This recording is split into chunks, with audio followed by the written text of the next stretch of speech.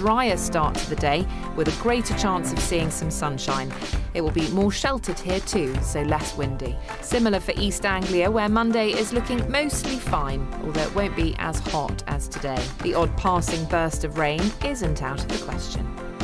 While southwestern England will have some showery rain through the morning, more central and eastern parts of southern England should be drier, with only a few showers to watch out for. Through the rest of the morning, it will be plenty of showers, especially in the north and northeast, where they could be thundery. And that's how the weather is shaping up during tomorrow morning. On Mark Dolan tonight, in The Big Question, which of the Tory leadership candidates are best placed to tackle illegal migration, crime and the cost of living crisis? We'll speak to two MPs, Brendan Clark-Smith, who's gunning for Liz Truss, and Greg Hands, who's supporting Rishi Sunak. My Mark Meets guest is Ollie London, a man who has transitioned from being British to South Korean. In my Big Opinion monologue, it's not the police's job to make the world a better place, it's their job to make it safer. And holidaymakers struggling to get to France will take their business elsewhere next year. See you at 9.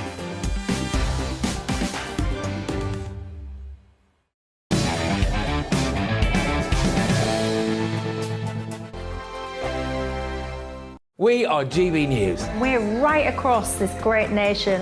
On TV. On radio. On digital. Absolutely everywhere. We don't talk down to you. We embrace all voices with honest and civilised conversation. We are not part of the establishment. We're one of you. And we're only getting started. Join us on GB News, The People's Channel. Britain's news channel.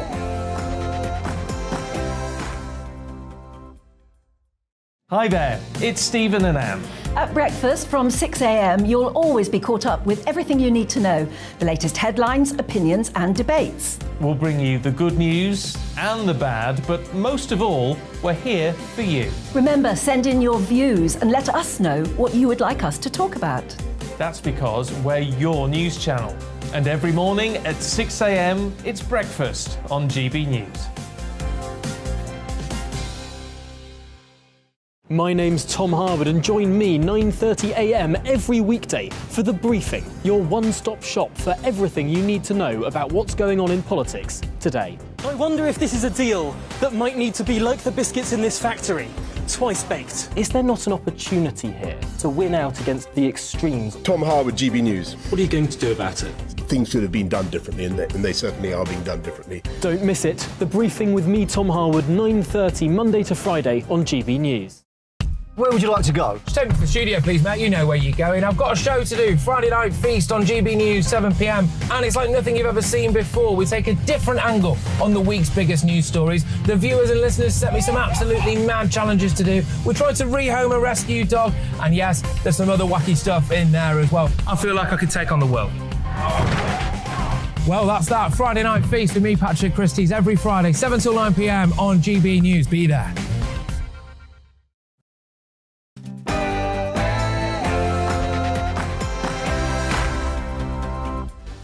How the devil are you? On Mark Dolan tonight in The Big Question, which of the two leadership hopefuls in the race for number 10 will make the best Prime Minister? We'll speak to the MP Brendan Clark-Smith, who's backing Liz Truss, plus Sir Bob Neill and Greg Hands, who are gunning for Rishi Sunak, with many saying the departure of Boris Johnson was the result of a drip-feed media campaign. Do newspapers still have influence on our politics?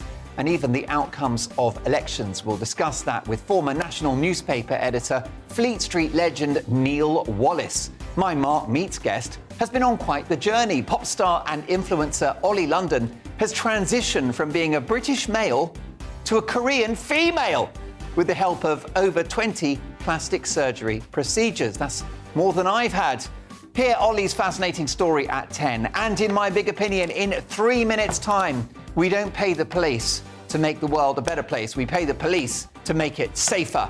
It's time for cops to tackle real crime. A jam-packed 2 hours. You won't want to miss a second. So get the kettle on and I'll see you after the headlines with Olivia Guthrie.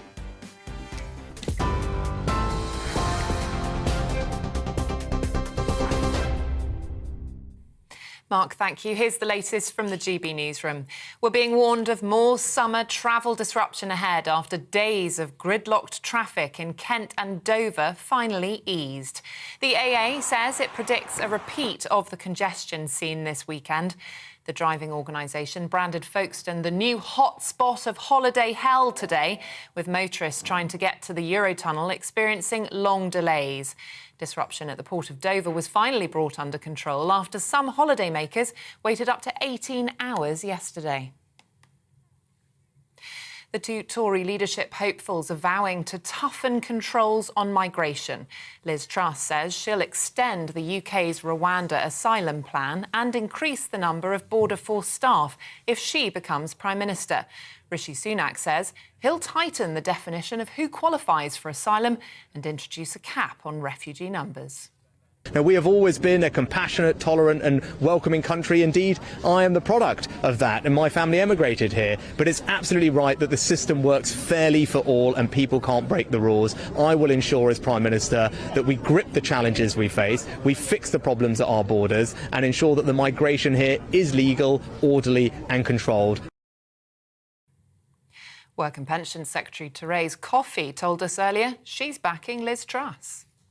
I've known Liz a long time, and she's one of my closest friends in politics. And it's not just for that reason, far from it. It's because I know that she has delivered, and she's been in the Cabinet since 2014. She's served in 5 different roles and was an Education Minister before there. And whatever you can say about Liz, she absolutely delivers. The man who was fatally shot at a party in East London has been named. 28-year-old Sam Brown was taken to hospital with gunshot injuries, where he died this morning. Another man in his 30s also was admitted to hospital with stab wounds. He's been discharged and arrested in connection with the incident at Cheney Row Park in Waltham Forest. Fire brigades in London and the south are urging people to cancel all barbecues after tackling significant incidents of weather-related fires. A major incident was declared earlier today in Surrey after a large fire at a beauty spot there.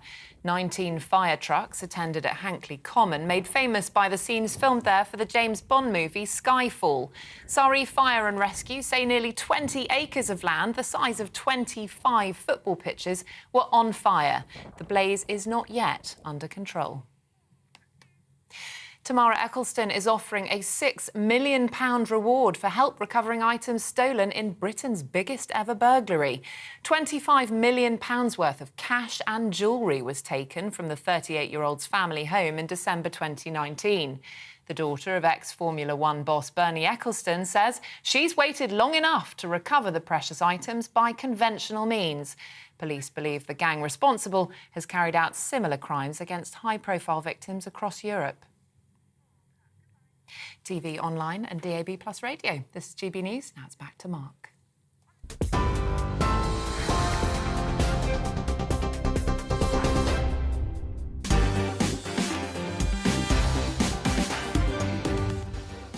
Many thanks to Olivia, who returns in an hour's time. Welcome to Mark Dolan tonight. In the big question, which of the two Tory leadership hopefuls will be the best Prime Minister? We'll speak to 3 MPs, Brendan Clark-Smith, who's backing Liz Truss, Sir Bob Neill and Greg Hands, who are both gunning for Rishi Sunak. Don't worry, we'll give Brendan more airtime.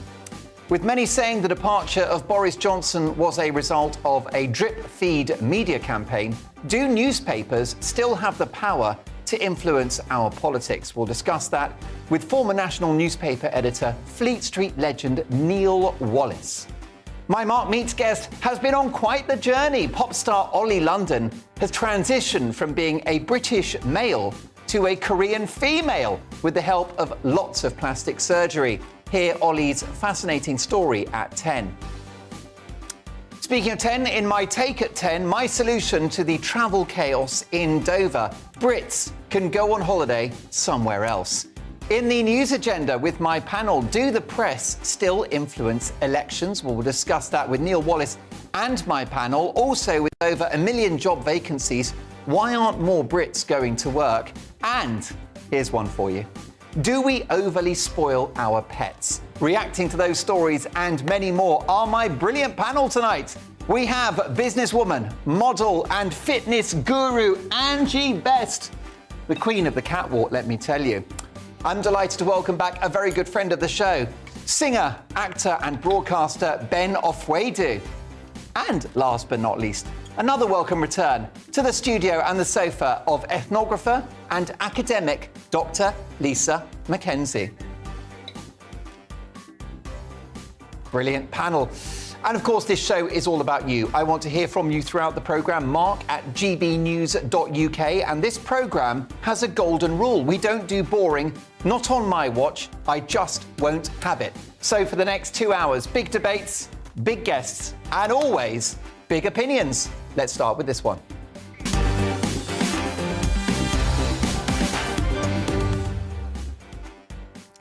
Are you sitting comfortably? Then I'll begin with some arresting news.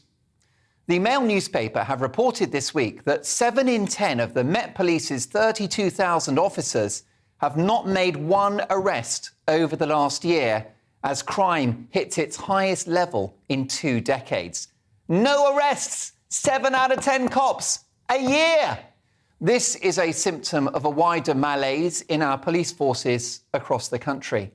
In England and Wales, a total of 6.3 million crimes were recorded in the year to March 2022, with knife crime, theft and domestic abuse all on the increase.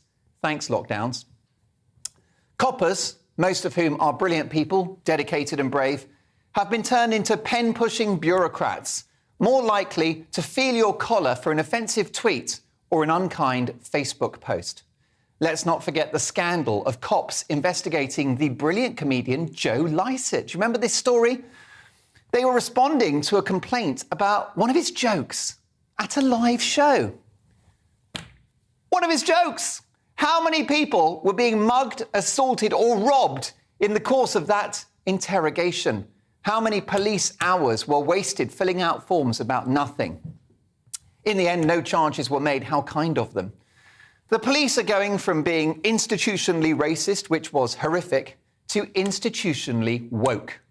I'm all for inclusion. I'm the most liberal person you'll find. Fall in love with anyone you like, of any gender, race or creed. It's wonderful. And if you're a man in a woman's body or vice versa, good luck to you. It's your human right to identify as you please. But it's not the police's job to sell this message, not whilst youngsters in our great cities are stabbing each other to death. Go and catch some criminals, whatever their bloody gender. He, her, she, him, lock them up and throw away the key. Virtue signalling police forces across the country don't seem to care about burglary either. In the last year, 6%, that's right, 6% of all burglaries led to a prosecution, which effectively means that burglary has been decriminalised. The message is clear. Go woke, get broken into. And the police didn't do themselves any favours in the course of the pandemic, in my view. During COVID restrictions, they ambushed a woman sitting on her own on a bench at the seaside like she was the local boss of an ISIS terror cell. She wasn't really. She was just a lady in her 60s having a single-shot latte with skimmed milk and a dash of caramel syrup. Goes great in coffee. Cops raided gyms at dawn to catch people who had the temerity to try to keep themselves fit during the pandemic. Priorities, eh? And the police relentlessly harassed the public, who perfectly within their rights chose not to wear one of those worthless, scientifically empty face rags because they were exempt. It was seeing footage of one innocent bloke being bullied by cops on a train about no face covering that inspired me to chop up a mask the very next day on national radio. I understand the cops are not responsible for legislation. The law is an ass, but they were asses for overzealously interpreting it. Policing by consent, discretion, remember that? Also, police forces have become decidedly political. Racism is the worst and most evil stain on humanity. But cops dancing at an event for the politically divisive BLM organisation, which ironically wants to defund the police, is that wise? Wearing rainbow outfits and posing for selfies at an Extinction Rebellion march? All of those marches were tolerated during lockdown, but if you went on a march against lockdown itself, it was back of the van for you. Back of the van! And surely a low point was the unedifying scene of protesters who had glued themselves to the motorway, affecting people's lives, delaying ambulances and dangerously risking an accident. But they were asked by cops whether they were OK or whether they'd like a cup of tea or something to eat. I know what I'd give them. What about all of the ludicrous COVID fines that were meted out? I think they should all be refunded. And the police's judgment about who broke the COVID rules is more inconsistent than a football referee in the Vanarama National League. Get in the van, Vanarama. A case in point, Boris Johnson gets fined for standing near a birthday cake for 11 seconds. Teetotal Rishi Sunak gets a fine for smiling next to a glass of orange juice. But Keir Starmer, the cervix-free leader of the opposition, gets off scot-free whilst guzzling beer at 10 o'clock at night. There's the footage. Beergate hypocrites? You tell me. Old Sir Keir was cleared, but was that consistent? Plus, old Keir Starmer changed his story more often than Charles Dickens. There needs to be a huge change in the culture of our police forces. As with the NHS, as I mentioned yesterday, we have the best people working in our police forces, scores of whom watch this show, and I salute you. Our boy and girl cops of all backgrounds, races and religions put their lives on the line every day. British cops are reasonable, fair, responsible and discreet, the best in the world. They are the foot soldiers of law and order, and they are every bit as heroic as our combatants abroad. And if we're going to talk about pay rises, they should be at the front of the queue. They've had nothing for a decade. But the leadership and the police culture is a disaster, which is why so many forces are now in special measures. Police bosses have got to let the police police. They're not social workers. They're not political campaigners. They're not actually there to make the world a better place, just a safer one. Criminals should fear and respect police officers, but right now they're laughing at them because they know they face no consequences for their actions. Any criminologist will tell you the root of crime prevention is the fear of getting caught. The only thing you'll get caught doing these days is by driving too quickly on a speed camera or perhaps catching up with a traffic warden. So my message to the police authorities is to give up the politics, give up the virtue signalling and go after the bad guys. Victims of crime have no right to remain silent. They should be heard. They should receive justice. And those responsible should be jailed so they can't do it again to someone else. Something needs to change. Britain is getting more dangerous by the day. The brilliant BBC presenter Nick Ross, remember him? What a great broadcaster and communicator. He used to sign off the BBC Crime Watch programme by saying, "Don't have nightmares." Well, these days, maybe you should.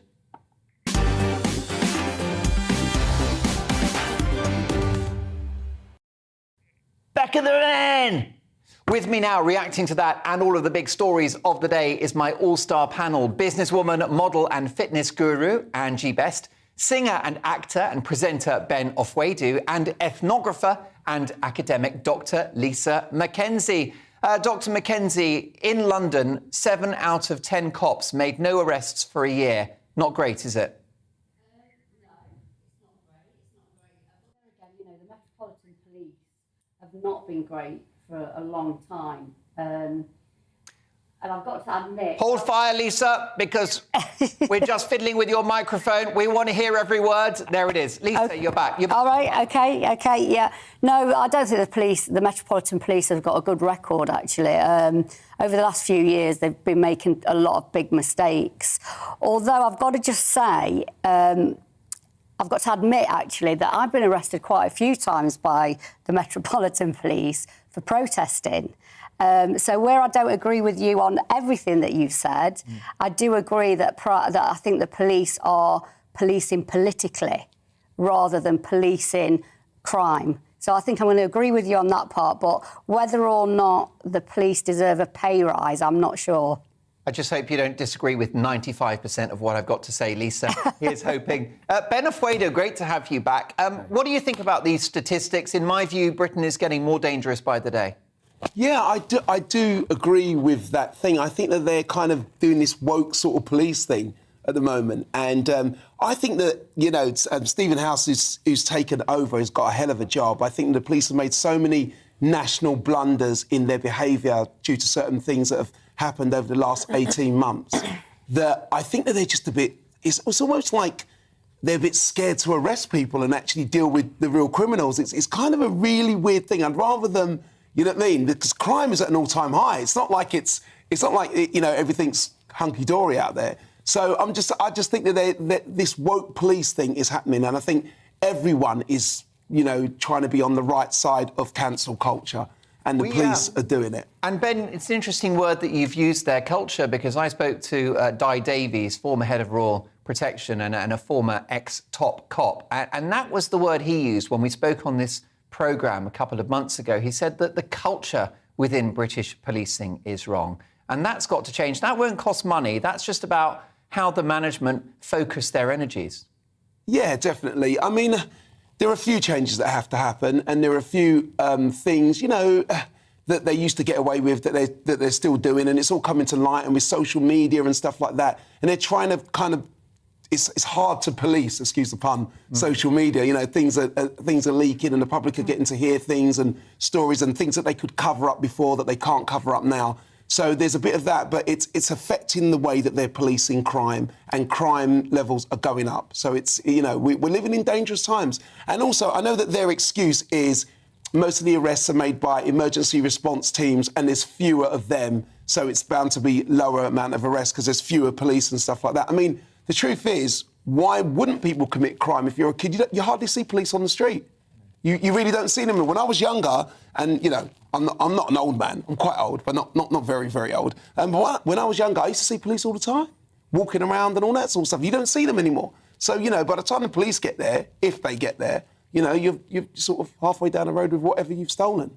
Ben, the camera's taken 10 years off you at least. Angie Best, meanwhile, about 20 years, I'd say. Angie... Yes, my lovely. I'm happy with the people. I'm just not happy with the policies when it comes to our police. Say that again. I didn't hear a word you said. I'm happy with the people, but not happy with the policies in terms of British police. I actually feel sorry for the policemen. They had no leadership, and that was the problem. They had nobody that actually gave them the right direction, and the public didn't respect them. The bad guys didn't respect them.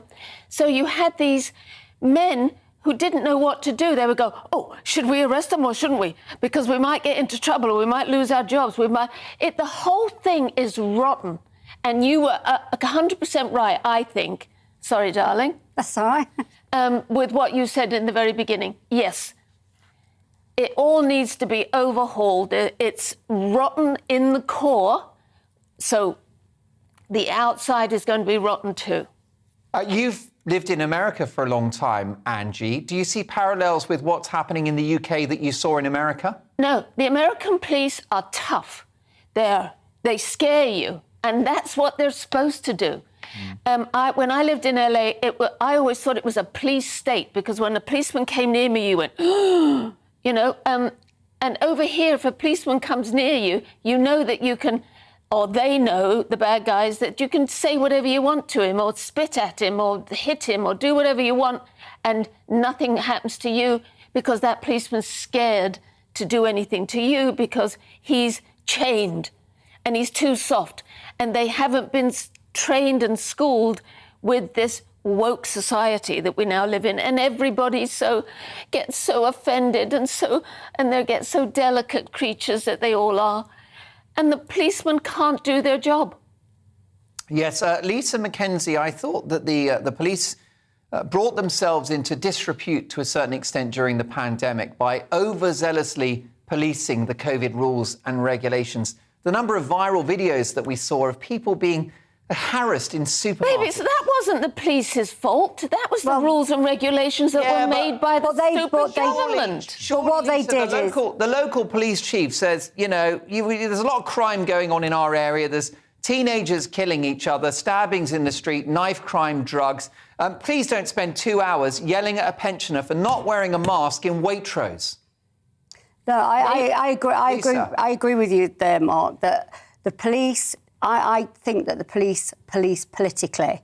So that, and I think for me, that's what the problem is it's political. That's their leadership, telling them what to do. It's not social, it's political. And I think when, throughout lockdown, and the police were very zealous about people not wearing masks and social distancing and how many people were out at any one time, they were very zealous about that.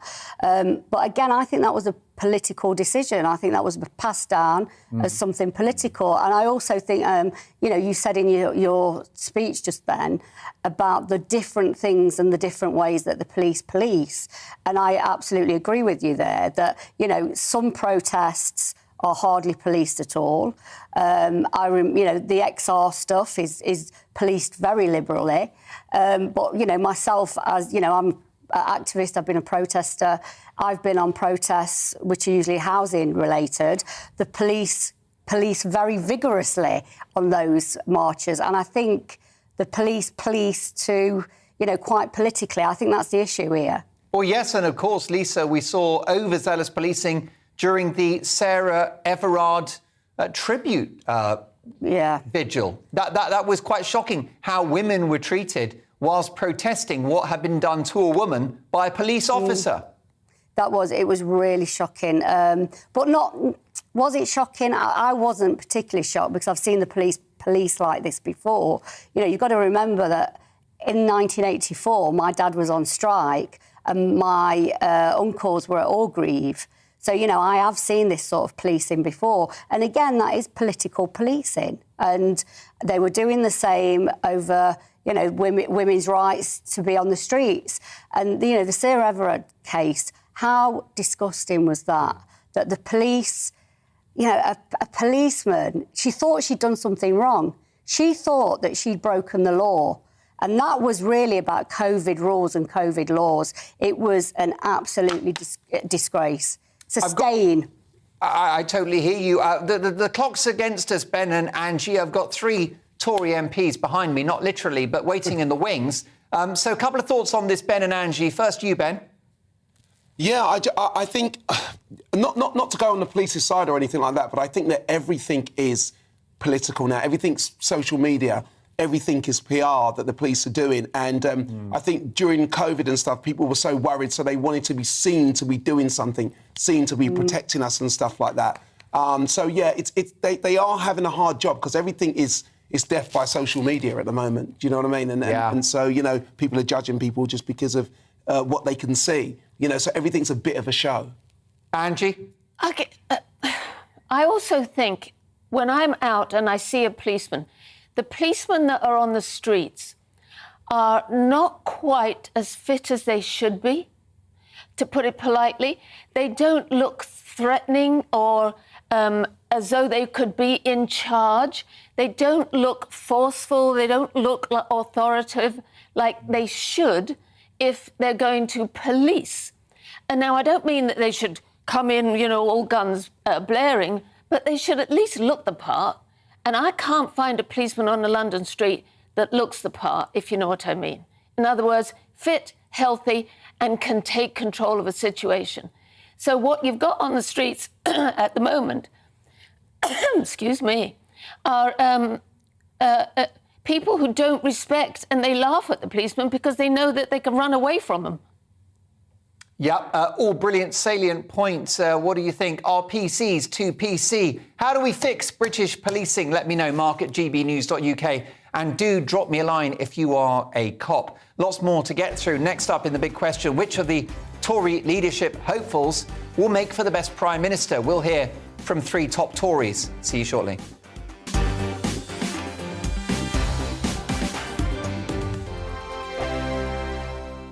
We are GB News. We're right across this great nation. On TV. On radio. On digital. Absolutely everywhere. We don't talk down to you. We embrace all voices with honest and civilised conversation. We are not part of the establishment. We're one of you. And we're only getting started. Join us on GB News, the People's Channel. Britain's news channel.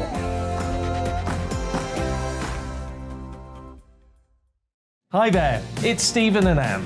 At breakfast from 6 a.m, you'll always be caught up with everything you need to know, the latest headlines, opinions and debates. We'll bring you the good news and the bad, but most of all, we're here for you. Remember, send in your views and let us know what you would like us to talk about. That's because we're your news channel.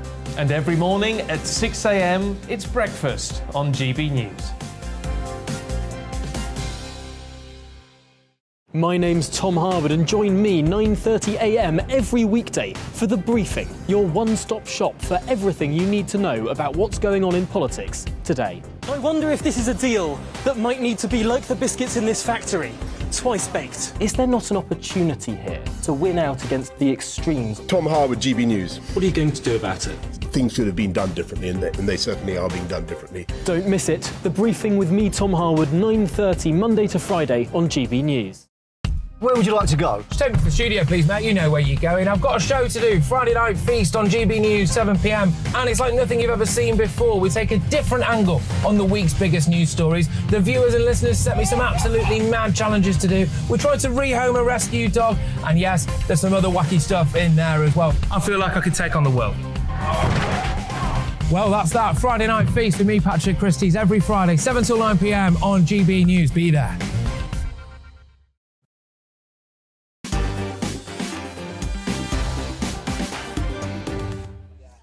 Big reaction to my big opinion monologue. How do we fix British policing? This from David. Mark, great monologue, but it's up to the judiciary to jail the criminals. They are as bad as the poor policing that's dished out. Fines, community service. They need to toughen up, says David.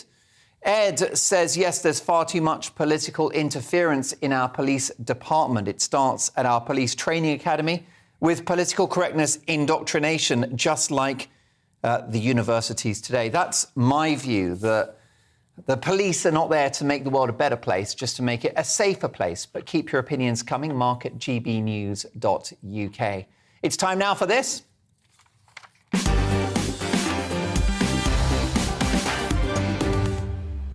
Yes, indeed, it's the big question in which we tackle a major news story of the day. Tonight, which of the two Tory leadership hopefuls will make for the best Prime Minister? To discuss this, I'm delighted to welcome Sir Bob Neill, MP for Bromley and Chislehurst, and he's backing Sunak, and Brendan Clark-Smith, MP for Bassetlaw, who's backing Liz Truss. Gentlemen, welcome to the programme. Can I start with you, Brendan Clark-Smith? Why are you in support of Liz Truss?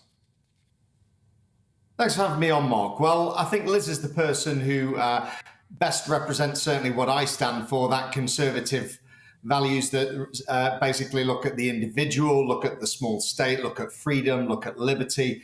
But of course, also, we've got the very highest tax burden we've had for a very long time now. Liz wants to bring that down, meaning people can keep more of the cash in their pockets. And she also wants to continue building on the success that she's already had, of course, with all those trade deals and with Northern Ireland recently. So I think Liz has got the experience. She's got a track record of delivery, and she's somebody who is really, I think I can trust, who's shown she's loyal, and I think would make a great PM. Brendan, how conservative is this ex-Liberal Democrat, former Remainer? I think a politician said once upon a time they believed in the tooth fairy, but I think, if you look at that, Liz was, I think, 19 years old. I think, I had bootcut jeans and sunning in my hair, I think, when I was that age, and all sorts of things. But I think we judge people by their deeds as much as anything. And of course, the Liberal Democrats, you look at them now, they're neither Liberal nor Democratic. I could point to other colleagues. I could point to someone like, Lee Anderson, of course, who used to be in the Labour Party, who came across to us. And it's a journey, of course, many of my constituents have been on as well. But what I have seen is a person who is very committed to making Brexit work for everybody. And of course, we do need to make it work for everybody. And for me, Liz is the embodiment of that. So I'd say, look at Liz's track record. She's shown that she can deliver. She's a person we can trust. Let me now speak, if I may, to Bob Neill. Bob Neill, why is Rishi Sunak having so much trouble winning over the Tory right? Hi, good to see you, Mark. Well, I think that's just perhaps an initial reaction, and I think that's changing. If you've seen in the last 24, 48 hours, endorsements from a string of Margaret Thatcher's former cabinet members, Michael Howard, Norman Lamont supporting Rishi, today, Peter Lilly. You don't get much more on the economic right, the Thatcherite wing of the party than those guys, all of them supporting Rishi, because they know it's not just about passion, that's important, but it's about competence. It's about calmness. It's about handling the big economic issues. Because the big crunch we've got coming up between now and the general election is about the economy. Rishi's got a proven track record in dealing with economic crises. He's dealt with it before with the pandemic. And of course, it's also about who's going to win the election. We're not just a debating society talking amongst ourselves as Conservative members. We've got to get a member who's going to go out, a leader who's going to go out there and beat Keir Starmer. And the polls show that actually 75% plus of people in the seats we won in 2019 think Rishi is the best placed person to do that. And the polls suggest too, he's the best placed person actually to win us the next election. We can't do that. The rest is academic. John Redwood, also on the Tory right, Bob, has been complaining on Twitter that Rishi Sunak claims to be Thatcherite, but is not Thatcherite at all. He said that Rishi Sunak has never consulted John Redwood about economic policy, even though John Redwood was an economic advisor to Margaret Thatcher in the mid-1980s. John Redwood wants the Conservative Party, he wants the government, he wants the Prime Minister to cut taxes and go for growth. That's the Tory way. Why won't Rishi Sunak do that? Every respect to John, who I like very much, he doesn't have a monopoly of views on the tax cutting and a Conservative economic wing of the Tory party. And that's why, of course, I think I put great store by the support of people like Peter Lilly and Norman Lamont. And of course, Rishi is committed to cutting tax. But he's also, exactly as Margaret Thatcher was, committed to sound money and committed to defeating inflation. I can remember when Margaret came in, I was actually a Conservative councillor at the time, and we had rampant inflation. And in fact, Margaret did not cut taxation straight away. She actually increased it because she had to get inflation under control. As soon as she got the inflation under control, she then reduced taxes and stripped out bureaucracy. And of course, that's what Rishi has said he'll do with that bonfire of the retained EU laws that we've got, which often impede competitiveness. And that's also, of course, what he's saying now in terms of his approach to tackling the NHS, the task force to do that. So actually, it's get the basics right first, and then absolutely cut tax, cut all the bureaucracy, the red tape, and slim down the state. But get the sound money first. That was a basic principle of Thatcherism. Brendan Clark-Smith, Liz Truss's spending proposals, her tax cuts, are rumoured to cost around £30 billion. So when she enters number 10 in her first budget, will she cut spending or will she borrow more? How's she going to do it? Well, I think Bob's partly answered that. It's, of course, growth that Liz wants to go for, and it's growth that will get us out of this mess that we're all in, of course. And we mentioned Margaret Thatcher. Of course, I was a great fan, a huge admirer, but of course, we also need to make things work for everybody, and we're in a very different time now since Margaret Thatcher left us. And I think we need to bring people together. I think Liz can do that. I think in terms of the economy, as Conservatives, we always used to say low taxes, let the state be small, the people be big, people be freer. We want to encourage business. We want to encourage that growth. I don't think we're going to do that through high taxes. Now, that doesn't mean being irresponsible. I think there are things that we can tweak. We've looked at things like the national insurance increases. We've looked at things like green levies and so on that we can do something straight away about. And we're also looking at bringing corporation tax back down to 19% as well. Now, for me, that will encourage growth. Again, that's sensible costs, I think, that we put into there. I don't think that's irresponsible particularly. But what I would say, and that I certainly do agree with Bob in, there's all of those contenders that we've had for the leadership. Every single one of those would make a better Prime Minister than Keir Starmer. So I think we all need to remember that. And of course, whoever wins, we all need to pull in the same direction and make sure we win that next election. Also joined by Greg Hands, MP for Chelsea and Fulham. Gentlemen, I promise this won't be blue on blue. Let's have a civilised conversation. I know you're all going to back whoever wins, but Greg Hands, Rishi Sunak has an image problem, a perception that he's too rich to be Prime Minister, too polished and too disloyal. No, I think it's absolute rubbish. I think actually Rishi Sunak is very popular. He is the choice of 76% of Conservative-held seats as the person best placed to be the next Prime Minister. I think he's got a very positive image. I don't think that's an image problem. He was out with me on Thursday night in Chelsea. We did a fantastically varied visit to the council estate. We did a hospital. We also went to a theatre. We went to the meet the elders at the local mosque.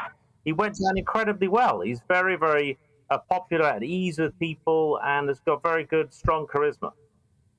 However, he obviously is a well-heeled man. He's been mocked and criticised for turning up to a building site in a construction site in Teesside in 400 quid loafers. These sorts of stories are going to continue to haunt this would-be Prime Minister, aren't they, Greg Hans? No, I think that's nonsense. He wasn't actually at the building site doing any construction work. Let's be frank about it. You know, actually, that's the sort of story. I don't think people really care about that.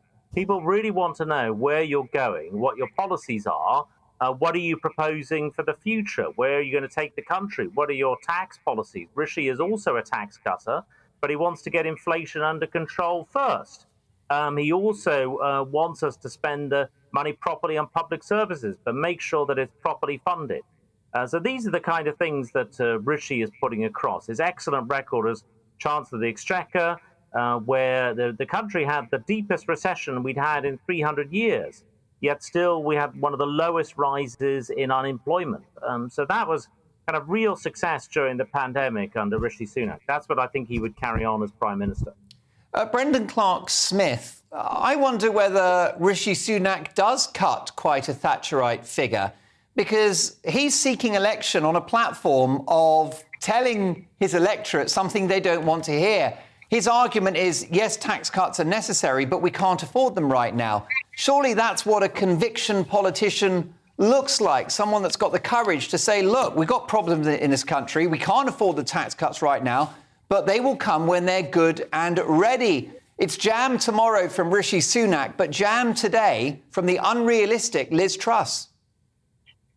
Well, I think they're both conviction politicians, and I think this is the thing. You can disagree, you can have different approaches, and you can't predict which is always going to be successful. Like with most economists, sometimes they get it right, sometimes they don't. Personally, I think growth is the way to go. We look at some of the cost push inflation that we've had, of course, the decrease in supply of goods. We've had things like the war in Ukraine, looking at food prices. We're trying to keep a handle on wages so they don't spiral out of control as well. Some of these things are in our control, some of these aren't. But again, it's about going for growth. I think Liz has got a very clear plan with that. We've not suddenly said that we're going to completely slash huge amounts of income tax overnight or anything like that. I think they are fairly realistic, and a lot of them are actually getting us back to where we were before. So these were things that I think Rishi, when he was Chancellor, rates that we had already had. So it's not something particularly out of the ordinary. But and certainly with Rishi, I don't think we should be punishing people for being successful. And I think we should be celebrating that, really. So certainly I don't think that really is a really fair criticism to make. If anything, we want all of our neighbours to do well. That's what makes us Conservatives. Well, Rishi Sunak, he wants to repair the nation's finances, and Liz Truss is going to cut taxes. So once again, I should ask you: will it come from more borrowing or further cuts, austerity, essentially? Which will it be, do you think? Well, I think there are things that you can look at to make savings on. Certainly the size of the state has ballooned a little bit, so there's certainly some efficiency savings to be made there. And of course, we do spend too much money on a lot of things. I'm not going to make a list of you've got to slash this, you've got to slash that, but people want to see good value for their taxes. They want to see that it's being spent well. Was money always spent well during the pandemic? In some cases it was. In some cases there are probably lessons to be learned there. But again, let's stick to those principles of the small state, letting people keep more of the money in their pockets. And I think the public will always spend their money better than the government will do for them. Greg Hans and Bob Neal, I'll come back to you shortly, but it is 2 against 1, so it's only fair to give you a bit more time, Brendan. Can we talk about the illegal migrant crossings, something that enrages many of my viewers, an unedifying sight, seeing people making that perilous journey across the channel. What's Liz Truss going to do about it? Because what I read in the papers today is that she'll send more people to Rwanda. Well, that's a fairly low bar, isn't it? Yeah, and of course we haven't managed to get that flight off the ground yet because we've been waiting for the judicial review. We wait and see what the ECHR have said. And I think it's important to make the point that we haven't actually lost that case. It's been delayed more than anything. We think that we've got a fairly watertight bill that's been put through there by Priti Patel, of course, and we think it'll act as a deterrent. And what Liz Truss has said, that policy is safe with her. She wants to actually double down on that, have more of those kind of agreements, make sure Border Force are adequately resourced as well. And of course, with the ECHR, whether you like it or not, it's not the same as the EU, as we keep pointing out to people there. But we think that they sometimes gold plate those laws. Really, they go a little bit too far. They shouldn't be deciding national policy. I think it is important to have things like a fair trial and freedom of speech and the principles it was founded on. But I just think some of the things can be a bit daft. So if we can move away from that, then I think that'll be an improvement. And last one before I go back to Team Sunak, Brendan. Quick fire, if you wouldn't mind. Will she revoke the Human Rights Act of 1998 if European courts continue to meddle in our decision to process asylum applications abroad? So will she tear up and revoke the Human Rights Act? And also, will she tear up the Northern Ireland Protocol? Well, Northern Ireland, of course, Liz has already just put something through the Commons with that. In terms of the Human Rights Act, we're very much on course to have our new Bill of Rights. Of course, Dominic Raab's been doing some very good work on that, and Liz is really committed to that. So I think we need our own Bill of Rights. I don't think we need what the legacy that Tony Blair has left us with, which has caused most of this problem. So how about a new British Bill of Rights that sorts out all this nonsense and we go back to really taking back control of our immigration policy? Greg Hands, the Tory grassroots, they like Liz Truss. They do sort of see echoes of Margaret Thatcher. They see her as loyal. She was, of course, the face of global Britain with all of those trade deals. She's been forgiven for the ultimate Tory crime of voting Remain. So how does Rishi Sunak beat this woman? Well, look, I think Rishi Sunak is a real heir to Thatcher. I mean, Brendan will remember when Margaret Thatcher was first elected in 1979, that the first thing that she did was to curb inflation. Well, that was Don't rub it in. Point. You said that you're a great admirer of her. But in 1979, the first thing Margaret Thatcher did was to get to grips with inflation. The tax cuts came later. And that is exactly what Rishi Sunak's doing. Rishi Sunak's saying the first thing we have to do is to get to grips with inflation. Then we have to drive through economic growth and then come tax cuts. But it's worth saying that actually the biggest tax cut of all is the one Rishi Sunak has already delivered. The rise in the national insurance threshold to 12,500 has delivered a big tax cut to tens of millions of people in this country. And that is a tax cut delivered just this year. So, you know, actually, Rishi Sunak has got an excellent record on being a tax cutter. But when it comes to further tax cuts, you've first got to get to grips with inflation. The Tory grassroots electorates are very loyal. They're very principled people, Sir Bob Neal. So how does Rishi Sunak overcome the perception that he's been planning this leadership bid for months on end, that he's disloyal, that he stabbed Boris Johnson in the front? Does he risk the same fate as Michael Heseltine? When you wield the dagger, you don't get the crown. No, I don't think so, because actually that urban myth that's being put about doesn't actually stand scrutiny. Rishi worked more closely with Boris than any other minister throughout the time in government. I think when he said, look, I gave him the benefit of the doubt, but in the end, enough was enough, that encompassed the views of a great many Conservative MPs, in fact. People wanted Boris to succeed. We all saw what happened with Partygate. There were apologies. We hoped things would change. Then with the Chris Pincher business, it's clear that things hadn't. And that was a breaking point for many people, including many Conservative grassroots supporters, many people who contacted me. So I don't think there's anything at all wrong in Rishi's approach to that. We all wanted the team to succeed. There came a point when he felt in principle he couldn't. But up until then, he'd been the person who was making sure that we had the finances, the economic strength to drive forward the whole of their government's agenda. I think he's got great credit for that. I think people will regard that as the most important thing. Well, I think the loyalty is all nonsense because everyone in the cabinet wants to be Prime Minister, and Boris Johnson wasn't exactly Mr. Loyalty himself. So, Bob, briefly, if you can, what will Rishi Sunak do about those illegal migrant crossings? We have, don't we, in a Foreign Secretary, Liz Truss, somebody very experienced in this area, whereas, of course, Rishi Sunak only really knows about the Treasury. What's his magic solution to those migrant crossings? Delivery. And, of course, Rishi has had a fantastic track record of delivery. The furlough scheme is the most obvious example of that. So setting up the task force, which will be bringing in much more military expertise to strengthen border force from day one. Changing our definition of asylum to bring it in line with the UN Convention, which, of course, every civilised country is signed up to, but that cuts out some of the excess matters that we've had from the ECHR. Also, then making sure that we make much more use, for example, of cruise ships, many of which are lying idle at the moment, to make sure that works.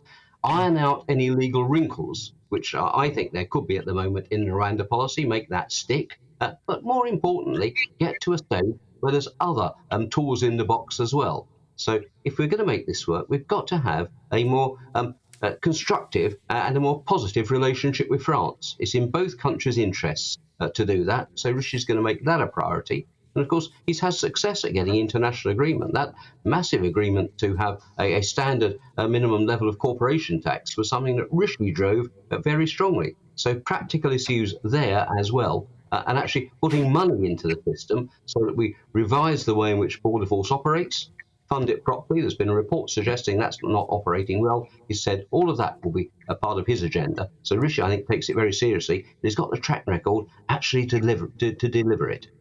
OK, Greg Hands and Brendan Clark-Smith, I have a challenge for you as we sign off. I'd like each of you to select 3 adjectives to describe your preferred candidate. So, Brendan Clark-Smith, I'll ask you for 3 words to describe Liz Truss. I know you can all think on your feet, so you're in the Commons every other day. So can I start with you, Greg Hands? 3 words to describe Rishi Sunak. Strong, experienced, dependable.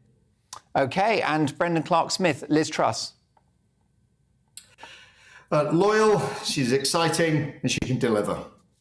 There you go. Succinct, a straight answer to a straight question. Many thanks to all 3 of you for your valuable time. Sir Bob Neill, MP for Bromley and Chislehurst, and also Brendan Clark-Smith, MP for Bassett Law, and Greg Hands, the MP for Chelsea and Fulham. Gentlemen, thank you for your time. Were you persuaded in one way or another, in one direction or another? Mark at gbnews.uk. Let me know. Here's the response to our text poll. Who would make the best Prime Minister of this country? And at the moment, we have 82% pro-Liz Truss, 18% Rishi Sunak. Well, there you go. It's a landslide for Liz Truss, but of course, it's still early doors in the race. Next up, we'll speak to a top Fleet Street legend about whether newspapers still influence our politics, and could the papers influence the outcome of this leadership election? See you shortly.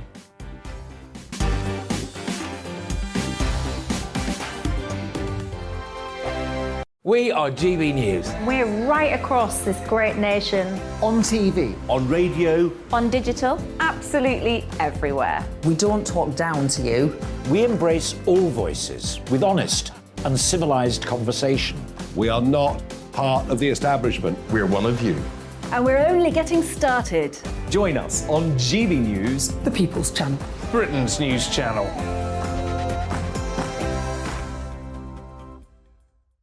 Hi there, it's Stephen and Anne. At breakfast from 6 a.m, you'll always be caught up with everything you need to know.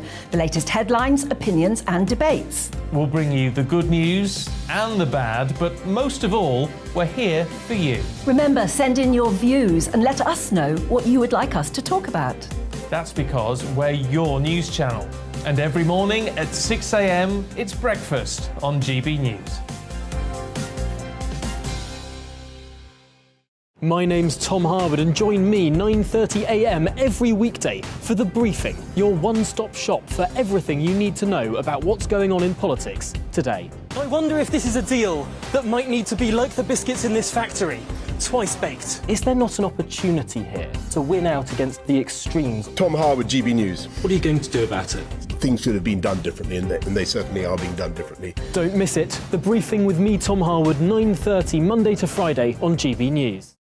Where would you like to go? Just take me to the studio, please, Matt. You know where you're going. I've got a show to do. Friday Night Feast on GB News, 7 p.m. And it's like nothing you've ever seen before. We take a different angle on the week's biggest news stories. The viewers and listeners set me some absolutely mad challenges to do. We tried to rehome a rescue dog. And yes, there's some other wacky stuff in there as well. I feel like I could take on the world.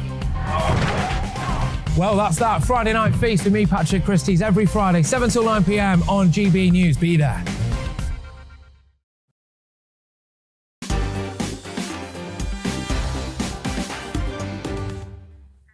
I'll get to your email shortly, but with widespread fury among his supporters, many sorry to see the departure of Boris Johnson, they blame it on a drip-feed media campaign against him.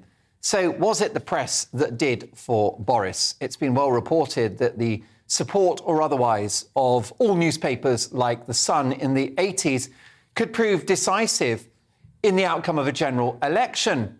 In fact, I believe when Labour won in 97, the headline was, "It was the Sun what won it." But are the press still that powerful? And are they the ones ultimately responsible for Boris Johnson's bloody fate? To discuss this, a man that's been there and has got the T-shirt, former national newspaper editor and Fleet Street legend, whose nickname was Wolfman, Neil Wallace. Hi, Neil. Hi, Mark. I hate to actually have to tell you, it was actually the previous election, 1992, because I was there when John Major won. The then editor of The Sun, Kelvin Mackenzie, claimed that it was indeed the Sun that won it. It was actually cobblers at the time and remains cobblers to now, because one of the great thing about if you work in newspapers, I suspect the same thing applies with television, is you can't convince people of things they don't already believe. You can't change people's minds. The best you can do is channel their thought processes. And that's all we did in The Sun in those days. And it's very interesting that we now look at the behaviour and the activities of newspapers in this Conservative Party leadership election, isn't it? Because you can see exactly how the two Conservative candidates desperately want the support of newspapers. And you've got to ask yourself, why is that? So in the end, do you think Fleet Street still packs a punch? I think, Mark, I mean, I've been thinking a lot about this in the last few days. The question has to be yes, because the candidates are working so desperately to cultivate the support of newspapers. So you look at the Daily Mail. The Daily Mail, before the defenestration of Boris, fought tooth and nail to keep him in office. They were desperate to keep him there. Now, they failed. And that may well be proof of what I was saying earlier about how if people don't really believe something, you can't convince them otherwise. But what you are now seeing, the Mail has nailed its colours to the mast of its trust and are working desperately to do down Rishi Sunak at every turn. The Telegraph, it seems to me, is more nuanced, but essentially are Rishi. I don't think they've quite made their mind up. The Times definitely is pro-Rishi. Yeah. And the Sun, sadly, I don't think have quite the clout that they used to have, but they're Liz Truss. But it is so interesting to see how the candidates are courting the publicity, the support of these newspapers. And do you know why that is, Mark? It's not about their newspaper sales, although the sales matter. the proof of the matter of the influence of national newspapers remain that broadcast organisations, whether it's impressive GBNews, whether it is the BBC, whether it's Radio 4, whether it is Robert Heston talking cobblers on ITV News, which he does every night. It's so much of it stems from the coverage that is in the national newspapers. And they set the agenda. Newspapers start the agenda. Yeah, they set the agenda. Neil, as always, a privilege to have you on the programme. Fleet Street legend and now top media commentator. Lots more to come in my take at 10. I'll be dealing with the French.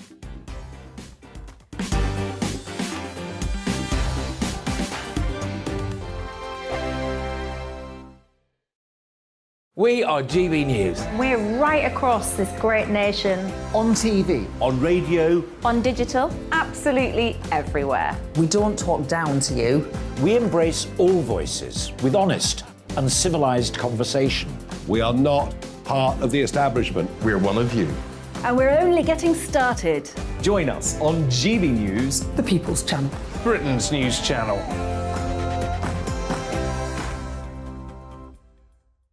Hi there, it's Stephen and Anne. At breakfast from 6 a.m, you'll always be caught up with everything you need to know.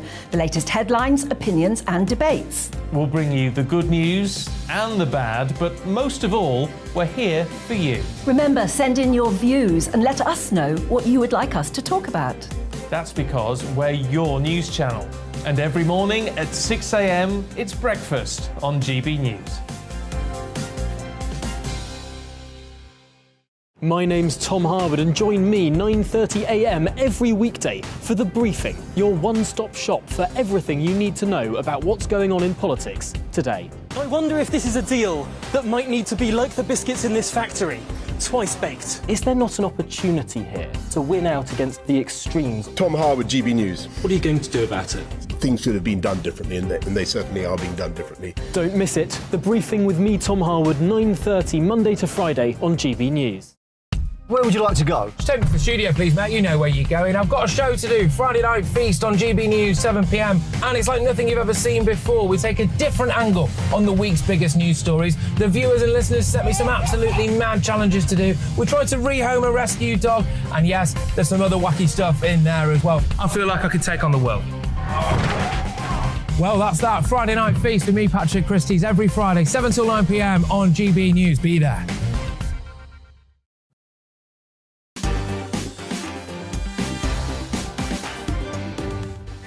It's exactly 10 o'clock and this is Mark Dolan tonight. In my take at 10, in just a moment, my solution to the travel chaos in Dover. My Mark Meets guest has been on quite the journey. Pop star Ollie London has transitioned from being a British male to a Korean female with the help of a lot of plastic surgery. Hear that amazing story live in the studio in just a moment. In the news agenda with my panel with over 1 million job vacancies, why aren't more Brits going to work? And do we overly spoil our pets? If you want to send in pictures of your spoiled pets, you can send them in now and we'll run those at 10:45, mark@gbnews.uk. We got tomorrow's papers at exactly 10:30. My take at 10 is on its way and I'll be dealing with the French. But first, the headlines with Olivia Guthrie.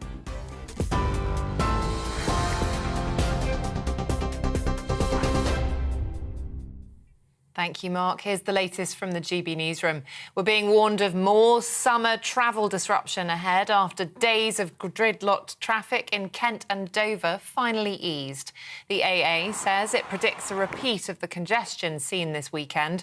The driving organisations branded Folkestone the new hotspot of holiday hell today, with motorists trying to get to the Eurotunnel experiencing long delays. Disruption at the Port of Dover was finally brought under control after some holidaymakers waited up to 18 hours yesterday. The two Tory leadership hopefuls are vowing to toughen controls on migration. Liz Truss says she'll extend the UK's Rwanda asylum plan and increase the number of Border Force staff if she becomes Prime Minister. Rishi Sunak says he'll tighten the definition of who qualifies for asylum and introduce a cap on refugee numbers. Now, we have always been a compassionate, tolerant and welcoming country. Indeed, I am the product of that, and my family emigrated here. But it's absolutely right that the system works fairly for all and people can't break the rules. I will ensure as Prime Minister that we grip the challenges we face, we fix the problems at our borders and ensure that the migration here is legal, orderly and controlled. Meanwhile, Work and Pensions Secretary Therese Coffey told us earlier she's backing Liz Truss. I've known Liz a long time, and she's one of my closest friends in politics. And it's not just for that reason, far from it. It's because I know that she has delivered, and she's been in the cabinet since 2014. She's served in 5 different roles and was an education minister before there. And whatever you can say about Liz, she absolutely delivers. A man who was fatally shot at a party in East London has been named. 28-year-old Sam Brown was taken to hospital with gunshot injuries, where he died early this morning. Another man, also in his 30s, also admitted to hospital, I should say, with stab wounds, has been discharged and arrested in connection with the incident at Cheney Row Park in Waltham Forest. Fire brigades in London and the south are urging people to cancel all barbecues after tackling significant incidents of weather-related fires. A major incident was declared earlier today in Surrey after a large fire at a beauty spot there. 19 fire trucks attended at Hankley Common, made famous by the scenes filmed there for the James Bond movie Skyfall. Surrey Fire and Rescue say nearly 20 acres of land, the size of 24 football pitches, were on fire. And Team GB have missed out on a medal in the relay, despite starting well in the lead at the World Championships. It's after Dina Asher-Smith, who won bronze in the 200 metres on Thursday, suffered an injury ahead of the final changeover in the race. She battled to hand the baton over, but it slowed the team and they crossed the line in 6th place. What a shame. TV, online and DAB plus radio. This is GB News. Now it's back to Mark.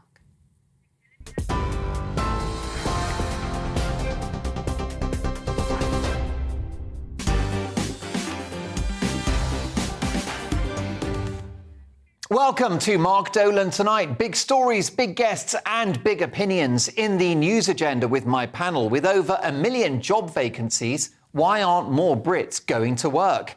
And do we overly spoil our pets? Do you spoil your pets?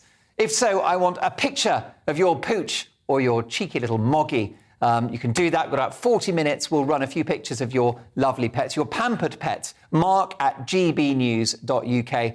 Let me tell you that my cat, Harry, is spoiled rotten. Plus, we've got another topical game show and tomorrow's papers, hot off the press at exactly 10:30 sharp, with full panel reaction. And my Mark Meets guest is fascinating. Ollie London, who has transitioned from being a British male to a Korean female. You heard me right. Hear that amazing story in the studio just after my take at 10.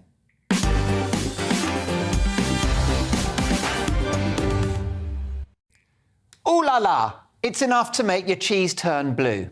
Thanks to the French, British holidaymakers are finding it almost impossible to get across the channel. Funny that, as the French authorities make it so easy for people to come the other way, often illegally. Many here say that these delays are a punishment for Brexit. The other equally feasible explanation is something we've known for a long time. The French couldn't organise a piss-up in a brewery, an orgy in a brothel, or a drug deal in South London. And of course, these swivel-eyed Remainers, still fighting the war years after they lost it, have seized upon this travel chaos as proof that Brexit isn't working, including, unsurprisingly, The Guardian this week, and here's the headline. Written with such glee, travel chaos is the new normal after Brexit, British tourists are warned.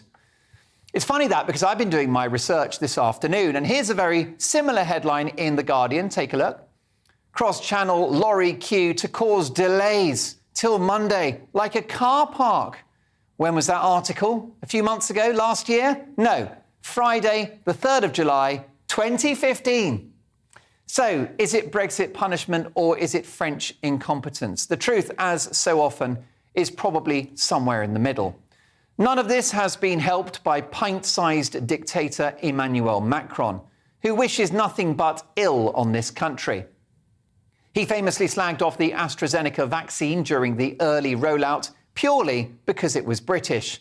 In spite of sending millions their way, the French have hindered rather than helped in relation to illegal channel crossings, with the French naval and port authorities literally waving these dangerous vessels away from the coast of France. But if overzealous passport checks from a European neighbour and a long-standing historic ally are going to remain a French tactic, then British holidaymakers can take their business and their generous drinks budget elsewhere. Spain is very nice at this time of the year. Italy, gorgeous. Greece, you name it.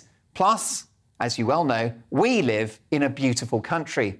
I can't think of anything better than a staycation in the Lake District. Edinburgh. What about Northern Ireland's Causeway Coast? Oh, so stunning. Or what about Snowdonia in Wales? Yes, please. Fun-loving British holidaymakers spend a fortune every summer wherever they go. If they want our business, it's up to the authorities on the continent to accept Brexit and to employ some bloody customs officials, if you'll excuse my French. Come on, France, baguette your act together, or we will frog-leg it somewhere else.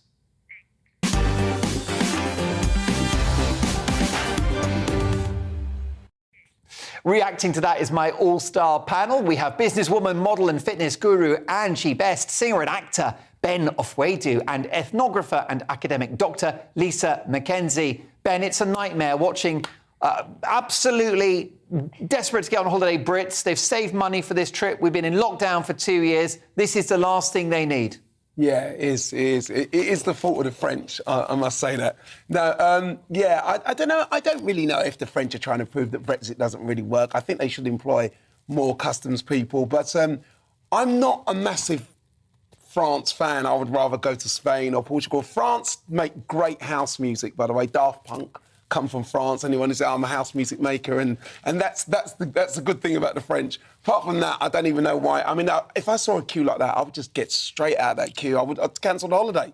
Well, that's right, Ben. I mean, this is bad news for the French. It's a bit like the trade dispute and all that friction in terms of the transport of goods from the EU to the UK and vice versa. If they make it difficult on the continent, they'll hurt themselves probably more than us. That's what I don't understand. That's why I don't know. I mean, because of the tourism trade. I mean, anyone who's seen those queues last week would have been cancelling their holidays. So I bet you we're going to hear about millions of cancellations. Not millions, but thousands of cancellations going to France. I mean, why would you want to queue up? I mean, that's half the holiday there. You spend half your holiday in the queue. Yes, where do you and Vanessa like going, Ben? Ireland. We like Ireland. Although, look, London in the sunshine is the best place in the world. I definitely agree with that. But we have a house in Cork and going to Ireland, and it's 4 hours door to door, from our house in St John's Wood to our house in Ballycotton. And yeah, it's great. There you go. Obviously, the scenery, the food, the people, and the Guinness, Ben. Yes, the Guinness is with a bit of blackcurrant in it. Have you ever tried that? Yeah, that's right. Guinness, a bit of blackcurrant. Absolutely, makes it slightly more palatable. Yeah. Angie Best, you won't approve, you're a health guru, but let's talk about these delays. Is it Brexit or is it incompetence? Well, Monsieur Macron wants to be EU's favourite son, doesn't he? So it's probably him and his shenanigans. But what I don't understand is we voted for Brexit. So why are we all running over to Europe when we could stay home in this country? It's a beautiful country. You're absolutely right in what you said earlier. There's so many fabulous places to go. We just need to invest all our money in making it even more fabulous. We need to stay home. We need to make Wales is a beautiful, they've got some magnificent beaches. Scotland, forget the little Nazi over there. We've got some beautiful places in Scotland. I know there's no air conditioning. There's very little ice in the pubs. All those silly things can be improved, and we should start improving it and start now so that we can stay home and spend our money in our country as a whole inclusive country. So we can go to Ireland, we can go to Wales, we can go to Scotland, and we can go to England. Yes, in relation to your comments about Sturgeon, I mean, I'm known for calling Jacinda Ardern the Kiwi Mussolini, but I think in terms of Nicola Sturgeon, you know, she's a very popular politician, and of course she is the first minister because she wins every bloody election that she fights.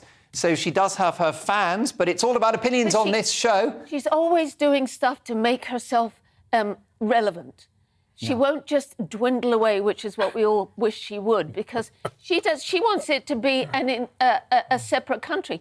No, we all belong together. We're stronger together. A divided country is a damaged country. On that, we completely agree, but Nazi she ain't. Listen, what about you, Lisa McKenzie? Can we just reflect on this battle? I feel that the Cold War with the French must end. Do you know what? I'd really like someone to be honest about all of this because, you know, I read newspapers, I'm an academic, I'm interested in this. And I'd really like someone to be honest about what is Brexit, what is, you know, what's happened with COVID. You know, I'd like someone to actually be honest because I'm sick of the propaganda, to be quite honest. You know, that, you know, the French are doing this or the European Union is doing this. I'd like to know, actually, whether this is Brexit or not, you know. So, and also I was thinking about, you know, going on holiday in the UK. It's just so expensive. Yeah. It's really, really expensive. You know, getting a flat or a you know, a place by the sea in the UK, it's just so expensive. I mean, everything is. If we all started doing it more, the prices would come down and people would be a lot more willing. I don't think that. I mean, last year when people couldn't travel, the prices to sort of stay in the Lake District was sort of £2,000 a week in a chalet. It's really expensive. I think that Britain is, you know, I know it's an old saying, but rip off Britain.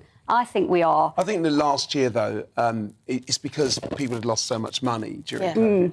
And that was why they were charging so much. But this year, the prices would have come down from last year.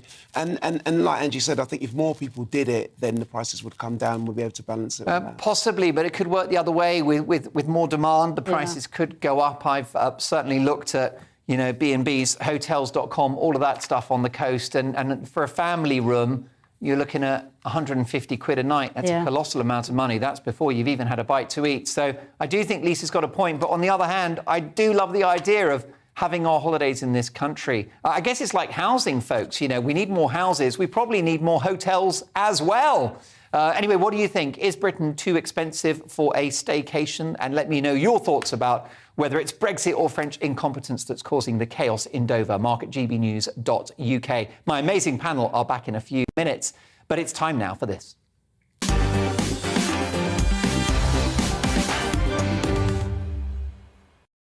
This is Mark Meets, in which I speak to the biggest names in the world of politics, showbiz, sport, business and beyond. Tonight, Ollie London, an influencer and pop superstar, born a boy and British, but who, via multiple plastic surgery procedures, has transitioned into becoming a Korean female. Quite a journey. Plus, Ollie has got a new single out. It's called Hooked on Look. Let's have a listen. It's like an addiction.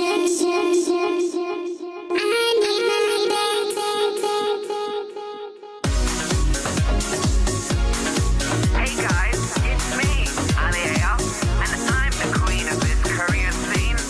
You better watch out, because I'm coming for you.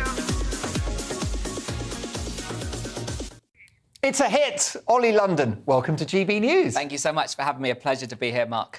So great to see you. First of all, may I respectfully ask your pronouns? How do you identify? So I'm pretty chilled out with pronouns, but at the moment I'm going by they, them, but like I'm not one of those people that gets offended if someone gets the wrong pronoun. I actually wanted to make my own pronouns for Korean, so call Ian, because I think there's so many pronouns out there. Why can I not just have my own pronouns? Call Ian. And then, of course, you I think, reached out to my producer earlier and you suggested they, them, and he, him was acceptable as well. Yeah, so I was born a boy, so I know that. So I'm very happy he, him, or they, them. I mean, without dwelling on it, out of interest, if you transitioned to becoming a female Korean, why wouldn't it be she, her? Just because I'm very ignorant about these things. I mean, that's why I'm going by they, them, because I'm more gender fluid. So I was born a boy. I'm just experimenting at the moment. So I've had facial feminization surgery recently. I've been trying women's clothing, feeling much more feminine and stuff. But at the moment, I'm still like in the middle. So kind of more gender fluid. Like some days I just like dressing like a boy, some days I like dressing like a girl, and I think, it's fun to experiment. When did you realise you were different? I think when I was a kid, I realised I didn't fit in with other people. I didn't fit into society. I'd always watched kind of Japanese animations, learned about Chinese history, Korean history. So I never really felt like I was a part of my own cultural community. So it was only when I really spent some time in Asia, made lots of Asian friends, I actually felt like I really belonged. So it was kind of struggled with my identity. I've had kind of a lot of different identities, I guess. I wanted to look like Jimin from BTS. Now I'm trying to look more feminine, like a singer from Blackpink. But I think, I should just try and learn to be myself and just try to kind of be more happy. Well, I guess that's how it works with heroes, though, which is you try to copy them and then you develop into being a version of them which is authentically you. Right. That's what comedians do. They always have a hero who they copy at first and then they get their own voice. Right. I guess maybe that's the way you'll do it. I guess so, because I put my love and channeled my energy into Jimin, who was my favourite Korean singer, so I had surgery to look like him. I became a singer myself. Have you met him? I haven't. I had a cardboard cutout of him, which I actually married in Las Vegas because I loved him so much, but I haven't met the real Jimin. You married a cardboard cutout? Yeah, I was in Vegas. I was like, people do crazy things in Vegas, and I couldn't have the real guy, so I was like, let me marry him. How was the wedding night with the cardboard cutout? I did get a few paper cuts. It was a bit uncomfortable, yeah. Sign a prenup?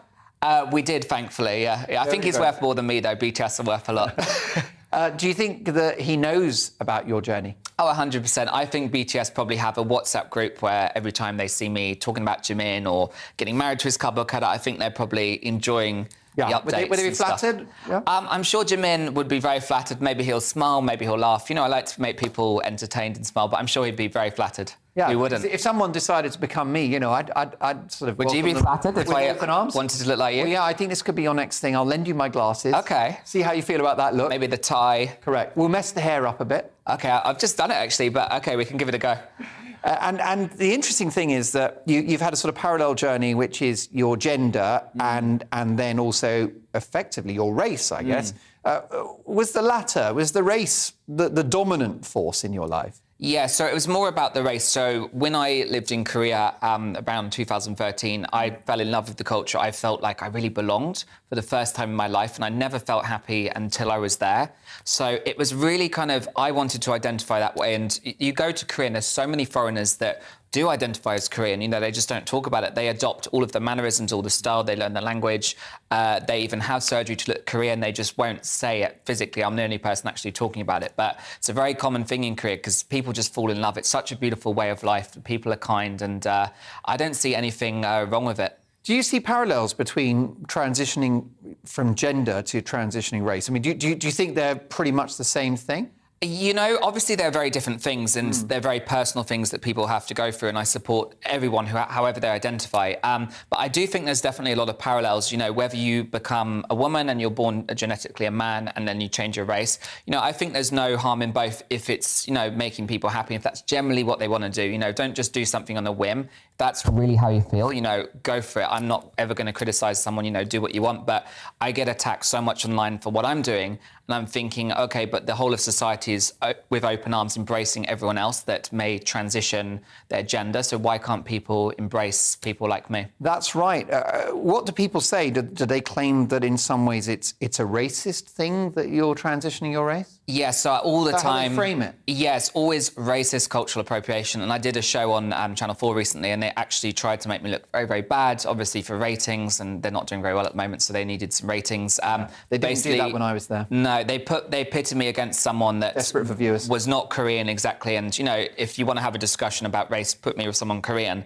Put me with someone that was, very argumentative, very aggressive, and I was trying to put my point across, and they just tried to make me look bad. So I get that all the time, and it's not nice, and it's like, just let people do what they want. You won't get that here. I know, I love GBNews. I'll tell you for why, because it's not consistent. If you're going to say that somebody born a biological male who feels they're in the wrong body transitions and becomes she, her, and goes from being, let's say, Robert to Rebecca, well, most people have accepted that that's a reasonable and a human right, really, thing to do. Mm-hmm. Why can't it be the same for race? Absolutely. I mean, the whole of society generally, in this country at least, has accepted that, and I think it's a wonderful thing to accept that. So the next step is, just let people be who they want to be. I'm not out there hurting anyone. I'm appreciating Korean culture. I'm learning about it. Korean people, you know, always have a very positive reception of me. It's just certain media and trolls online, you know, I suppose some would frame it that what you're doing, and it's not my view, but they might frame it that it's the equivalent of blackface. That if you felt inside you that you were of African descent and you had your pigmentation changed, well, that's effectively chemical blackface. That you've got a sort of Korean blackface. Yeah, but then I say to people, you know, go to Korea and everyone's had surgery to look Caucasian. So millions of people there. So what I'm doing is nothing different to what Koreans are doing, except it's the opposite. So Korean people are all having higher nose bridges, larger eyes, double eyelid surgery to have the predominantly Western features. They want to look like, you know, Angelina Jolie or their favourite celebrity. So, like, what I'm doing shouldn't be considered as racist. I'm just admiring a certain culture. I'm embracing that culture. So I wouldn't compare it to, you know, blackface at all. I'm just saying, I'm just being me. I've had some surgery, maybe a lot of surgery, maybe 32 procedures now. Is it 32? It's 32, May I ask politely how you've paid for that? So I do very well. I've got my own PR company. I get a lot of brand sponsorships on TikTok. So I get Netflix partnerships, Amazon partnerships, like gaming apps, things like that. And then I also host a lot of events. So I was in Cannes, I was hosting events there. So, yeah, I do a lot of different things and my music as well. We're going to come to the music. Do you think the Korean spirit that inhabits you, is that in the DNA? Do you think that you might have ancestors? Is it in your cells? Or is it random, do you think? I mean, I should totally take a DNA test just to see, like, is it 99% British or have I got Korean in me? So obviously I know it's not in my genetics, but it's the person I'm trying to become. But it could be, I mean, there could be a tiny drop of it in your genetics. You know, I've never taken a DNA test. I don't know why, but I should. It could be from thousands of years ago. Yeah, you know, there's got to be, because why else would I want to be Korean? It's got to be something inside. There might be. I mean, by the way, it's important that one doesn't try to rationalise it. It's just, it's who you are. And one of the reasons why I'm open to this is because I made a documentary for Channel 4 about a guy called Dennis Avner, who was known as the Cat Man. I know, with the piercings, tattoos. So I spent a month with him in America, and he identified as a cat, as a jungle cat. Sort of, and for him, his family were Native American, and for Native Americans, cats are totemic. And he just look, actually for him, it was in his genetics and in his soul. He's like, I am a cat. And people thought he was bonkers. He had the whiskers, you know, and the fingernails, and he ate raw meat and used to drink milk from a bowl. Oh, quite a look. I actually got some fur balls out of him at one point. So, you know, he was a great guy. And it was a fascinating story. But after that encounter, I just thought, well, you know what? Each to their own. If he thinks he's a cat, if he feels like he's a cat, good luck to him. But you have had pushback. Ironic that a lot of the attacks have come from very politically correct woke people who are super pro-trans. The Be Kind crowd have been pretty unkind to you. It's always hypocritical. It's so hypocritical, but it's always that crowd. Because, you know, for instance, in American politics, I don't see myself as either Democrat or Republican, but I actually get a lot of support from the Republican side because they're actually more understanding. Whereas the kind of more liberal side, they're the ones that attack me. You know, lefties. The left is super, super woke. They always attack me online, whereas I get, you know, have so many senators, Congress Republicans following me actually on Twitter. So they agree with what I'm saying. They agree with my argument because why can't you identify as a different race if you can be transgender, if you can change, if you can be a cat? And by the way, a lot of trolls, they always call me Catwoman online. I get compared to that Jocelyn Wildenstein, so maybe I should be a cat. But yeah, it's always from that small group of kind of the woke minority that are always pushing an agenda. They always think, you know, we should be always getting the correct pronouns or having gender-neutral toilets or having, you know, trans people doing women's sport, which, you know, I support trans people, but I think in sport you have to draw a line because they have a genetic advantage over women. So, like with the instance of Leah Thomas in America, I don't think that was right because she won every time and these poor women were being sidelined, they were being silenced. They were made to feel very uncomfortable. So I don't agree with that. You know, I think should all be about fairness. I say good luck to you. You look amazing. Thank you. And you've got great news for me, haven't you, to finish the interview? Yeah. About a month ago, something just special for happened. you. So actually, I've never actually said this to anyone, but I actually got married for the second time, and this time it wasn't a cardboard cutout of Jimin. It was a lookalike Jimin. This is my new husband. He's actually quite randomly, he's a porn star, so it's quite a random career choice to have. So you've got a porn star and a K-pop star, but I actually... He actually kind of looks like me, so...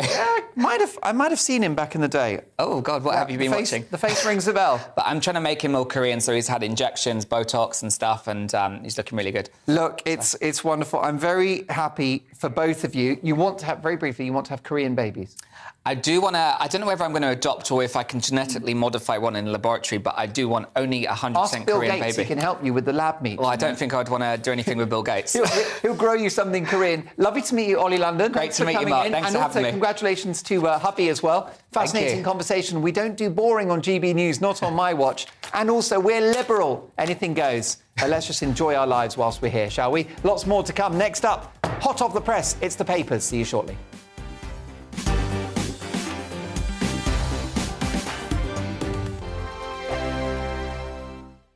We are GB News. We're right across this great nation.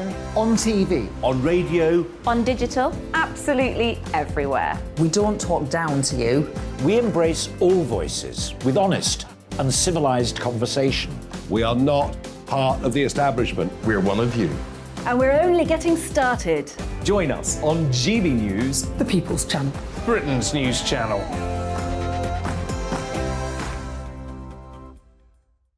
Hi there, it's Stephen and Anne. At breakfast from 6 a.m, you'll always be caught up with everything you need to know, the latest headlines, opinions and debates. We'll bring you the good news and the bad, but most of all, we're here for you. Remember, send in your views and let us know what you would like us to talk about. That's because we're your news channel. And every morning at 6 a.m, it's breakfast on GB News. My name's Tom Harwood and join me 9:30 a.m. every weekday for The Briefing, your one-stop shop for everything you need to know about what's going on in politics today. I wonder if this is a deal that might need to be like the biscuits in this factory, twice baked. Is there not an opportunity here to win out against the extremes? Tom Harwood, GB News. What are you going to do about it? Things should have been done differently, and they certainly are being done differently. Don't miss it. The Briefing with me, Tom Harwood, 9:30 Monday to Friday on GB News. Where would you like to go? Just take me to the studio, please, mate. You know where you're going. I've got a show to do. Friday Night Feast on GB News, 7 p.m. And it's like nothing you've ever seen before. We take a different angle on the week's biggest news stories. The viewers and listeners set me some absolutely mad challenges to do. We tried to rehome a rescue dog. And yes, there's some other wacky stuff in there as well. I feel like I could take on the world. Well, that's that. Friday Night Feast with me, Patrick Christie's, every Friday, 7 till 9 p.m. on GB News. Be there.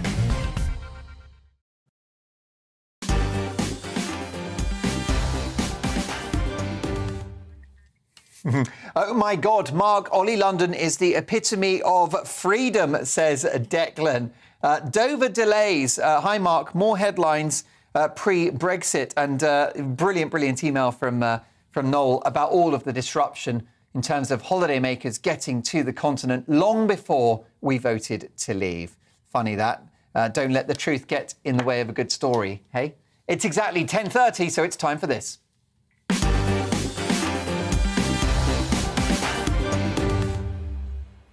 Yes, indeed, hot off the press, we've got tomorrow's front pages. Let's start with the Metro. And here's the headline, a very concerning one. Damning cross-party report. NHS is on its knees. Worst workforce crisis in its history. Patient safety is being put at risk. And no strategy to solve the chaos. The NHS and social care services face their worst workforce crisis in history because of chronic staff shortages, according to an MP's report. Patient safety is at severe risk with 12,000 hospital doctor posts and more than 50,000 nurse and midwife jobs estimated to be unfilled in England alone. Yeah, I wonder if it was a mistake sacking healthcare workers who didn't want the jab. Funny that. Where should we go next, Robin? Let's have the Daily Star now. And more good news about the weather. After record 40 degrees centigrade heat, 4 more roastings are on their way. Heat wave after wave. Sizzle sees UK turning into desert. Am I the only person that welcomes this good news? Scorched Brits just recovered from record 40 degrees centigrade temperatures. We'll face another 4 heat waves over the summer as Saharan heat frazzles us from next weekend. Get out there and buy your sun protection factor 50. The Independent next, what are the next steps for Ukraine as a teacher surveys a bombed-out classroom? Their writer, Mary Dejevsky, looks at the country's uncertain future and fears thousands wrongly told to pay back benefits. Nearly 15,000 people say they've been wrongly ordered to pay back universal credit payments as the government attempts to claw back £500 million in pandemic benefit handouts. That sounds like an absolute nightmare story for those involved. And last one for now, but we're loading more into the system. The newspaper, Tory race to be next PM turns toxic. Leadership struggle gets increasingly bitter as candidates trade blow over economy, immigration and national security ahead of a head-to-head TV debate tomorrow night on TV. Well, there you go. Those are the front pages for now. And let's start, if we can, folks, with this worrying story, Lisa, in The Independent.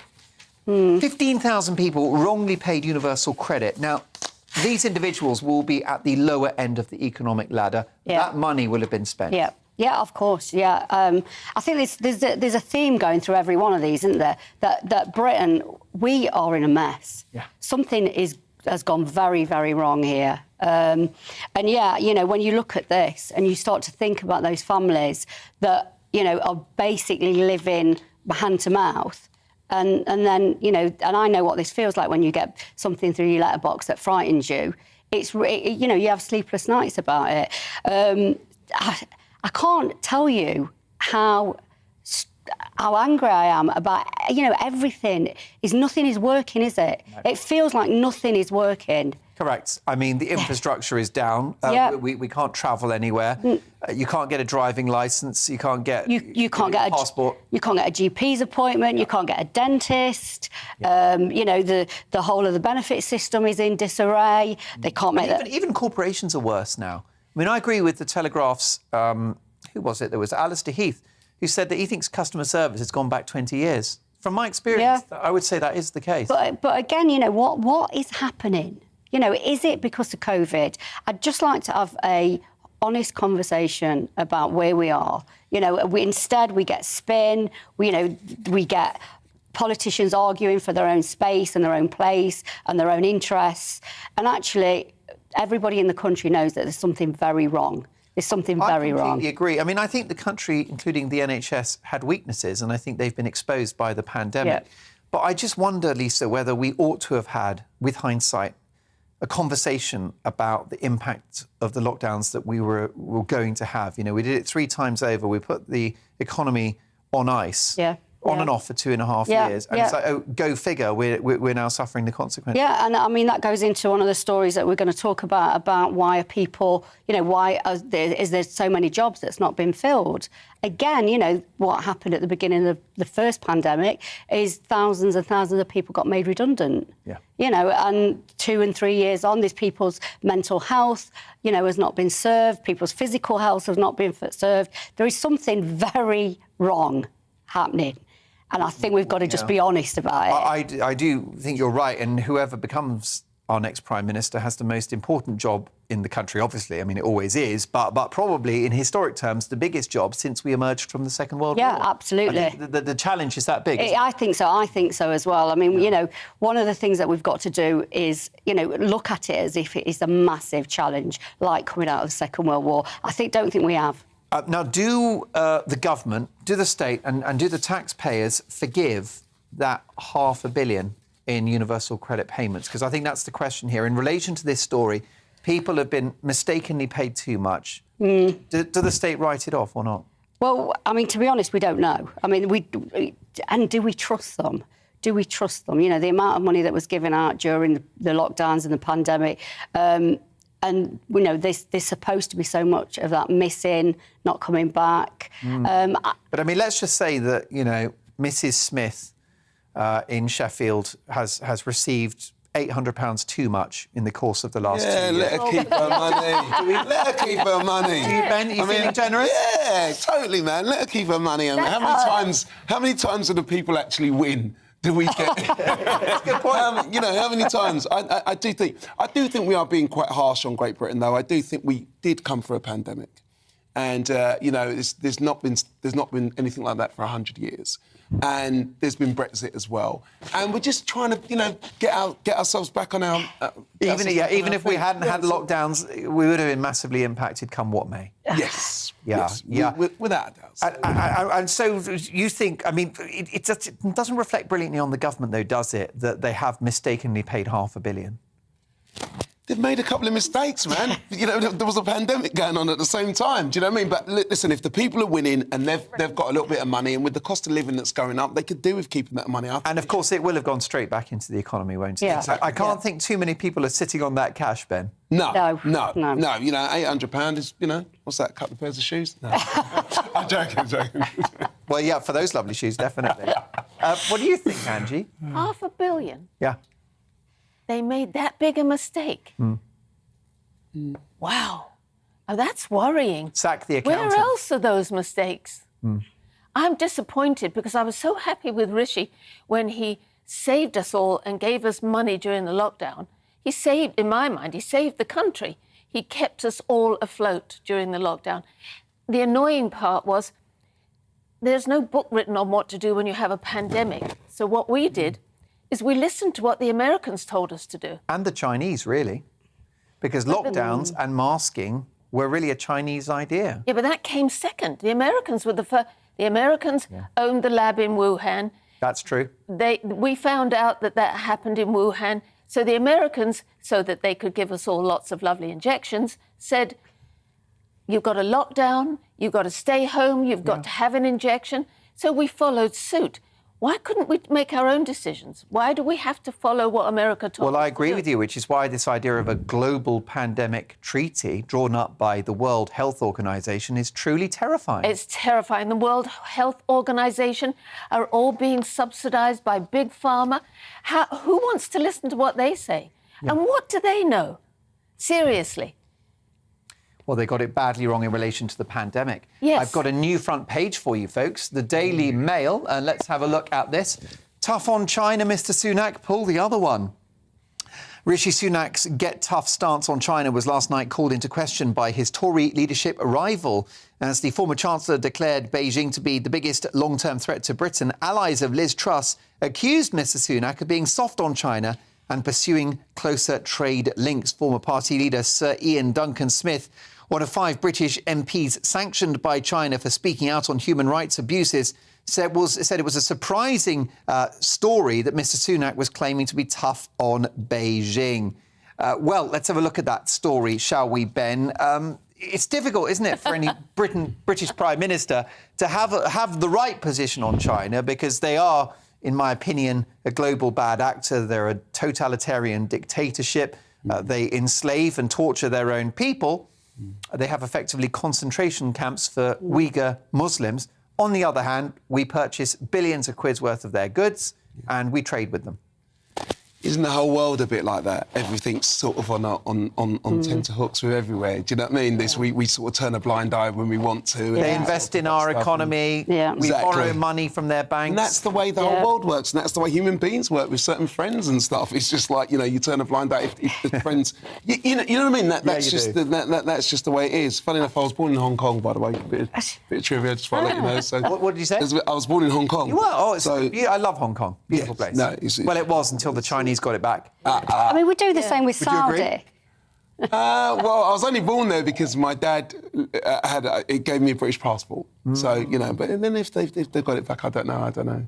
Well, it was very benevolent of us to return it, but it doesn't seem like they've kept all their promises in relation to democracy, free press, and of course, human rights. Don't we do the same with Saudi as well? We do exactly the same with Saudi. I mean, this is what happens when the dollar... We're about to celebrate the World Cup in Qatar. Oh, don't. You know what? I actually think that is outrageous, actually. That we have bent over backwards to have that. And that, of course, in my opinion, is rooted in the very suspicious way in which FIFA awarded that World Cup. Yeah. Oh, of course. Russia and then Qatar. Yeah. Anyone smell a rat? Yeah, I couldn't possibly comment. I mean, isn't that the overall? Isn't that what we're sort of looking at here with the papers today? Yeah. That global politics are very wrong. Yeah, well, they are. I mean, bringing it back to home, if I may, Angie, 1 million job vacancies, big story in the papers, 1 million job vacancies. Why aren't more Brits going to work? Well, babes, if I could stay home and get paid, I would. They're looking for the easiest route to stay home. I mean, who wants to get up and go 9 to 5 on the train when you can stay home and get paid and not have to go to work? It's disgusting, but too many do it. Is it an abuse of the benefit system? Of course it is. It was set up, wasn't it, to help those that had fallen on hard times? Yes. But it's not that anymore, is it? But isn't that double standards? Because we've talked about the lockdowns. We know they were damaging. We know that they've hurt people physically, mentally, and economically. We know that. But now we're sort of saying, well, you know, the people who haven't returned to work, you know, what's wrong with them? Well, perhaps that's what's wrong with them. That, you know, jobs have changed, high streets have changed in 2 years, people are not skilled in certain areas, wages are still quite low, despite the fact that the government keeps telling us we are at a high-wage economy. And of course, inflation is killing wages as well. Yeah. But is this not a long-term trend, though? And I totally take your point about the pandemic, but hasn't this been an issue for decades, which is a generation of Brits who are on benefits and who have no idea or plan to work? I don't think so. I do research in this. This is not what I find. I find that most people want to work, but what most people want is they want the skills and an education to be able to do that. You know, when you think about, I work in higher education institutes in universities. It's usually 18 to 21-year-olds that get a university degree, but then for the rest of their life, there is nothing else. You get no input. Yeah, there's nothing else. So what when you get to your mid-30s or 40s and you know the job that you've done has gone? What then? Well, nothing, because there's no lifelong learning in this country. You could take a huge amount of the budget out of higher education and pump it into training and apprenticeship. Yeah, you could make sure that people have got lifelong learning budgets. That, you know, when you need more education or more training, it's there. But we don't do that. Rather than, and this is no disrespect, but 3 years doing history of arts at university. I think you should be able to do both.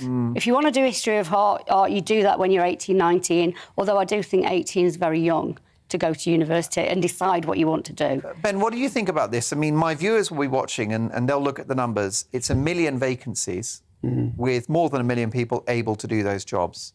Now, I accept the nuance of what Lisa's saying, but what's your view? I don't know. I think there is a sense of entitlement when you're British. I think you feel a bit entitled, and that's why, you know, most of the even in the building trade, you know, a lot of the foreign builders, you know, people prefer to use them because they kind of it's like kind of a bit of a stereotype, but the English builders are like, doing a bit of brickwork and then they have a cup of tea and they turn up late and this and that and then they long out the work and stuff like that. And I'll be back Tuesday. I'm just going to get some material. Exactly, it's that kind of thing, and it's just. So I think there is that, and there's definitely an undertone, and there's a sense of entitlement. I don't want to do that. Why should I do that? I want to do this, and I want to do, you know, that kind of thing. With British builders, and I think and that's why Brexit was, to me, it was a bad idea because I just think a lot of our NHS and a lot of people in bricklayers, and a lot of them were foreign, and they were working hard and doing it. Well, maybe, but that's a brief fix. We've got to get to the break. But isn't that something that the opportunity of Brexit, Angie, is that it shines a light on the Brits who could work but don't. And what we have had with EU membership is cheap labour on tap for decades. And now we can focus on this ignored demographic who actually never work. But you would think that having cheap labour on tap for decades would have made our people pull their socks up and work a little harder. OK. Did it not? Yeah, fair point. Well, lots more from the papers to come, including tomorrow's Guardian. Plus, do we overspoil our pets? We'll get to all of that. But here is the front page of The Guardian. So a quick look. Greatest staffing crisis in NHS history leaves patients at risk. NHS has been a big theme of this programme over the last couple of days, I've got to say. Also, Tory plans for asylum, cruel and immoral. And Ukraine 6 months on. I've been here since the first day of the war, says one local. It's been like hell. More from the papers next, and pampered pooches. See you shortly.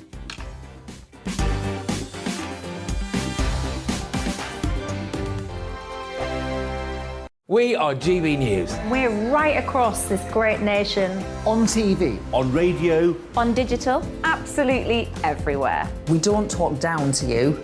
We embrace all voices with honest and civilised conversation. We are not part of the establishment. We're one of you. And we're only getting started. Join us on GB News, The People's Channel. Britain's news channel.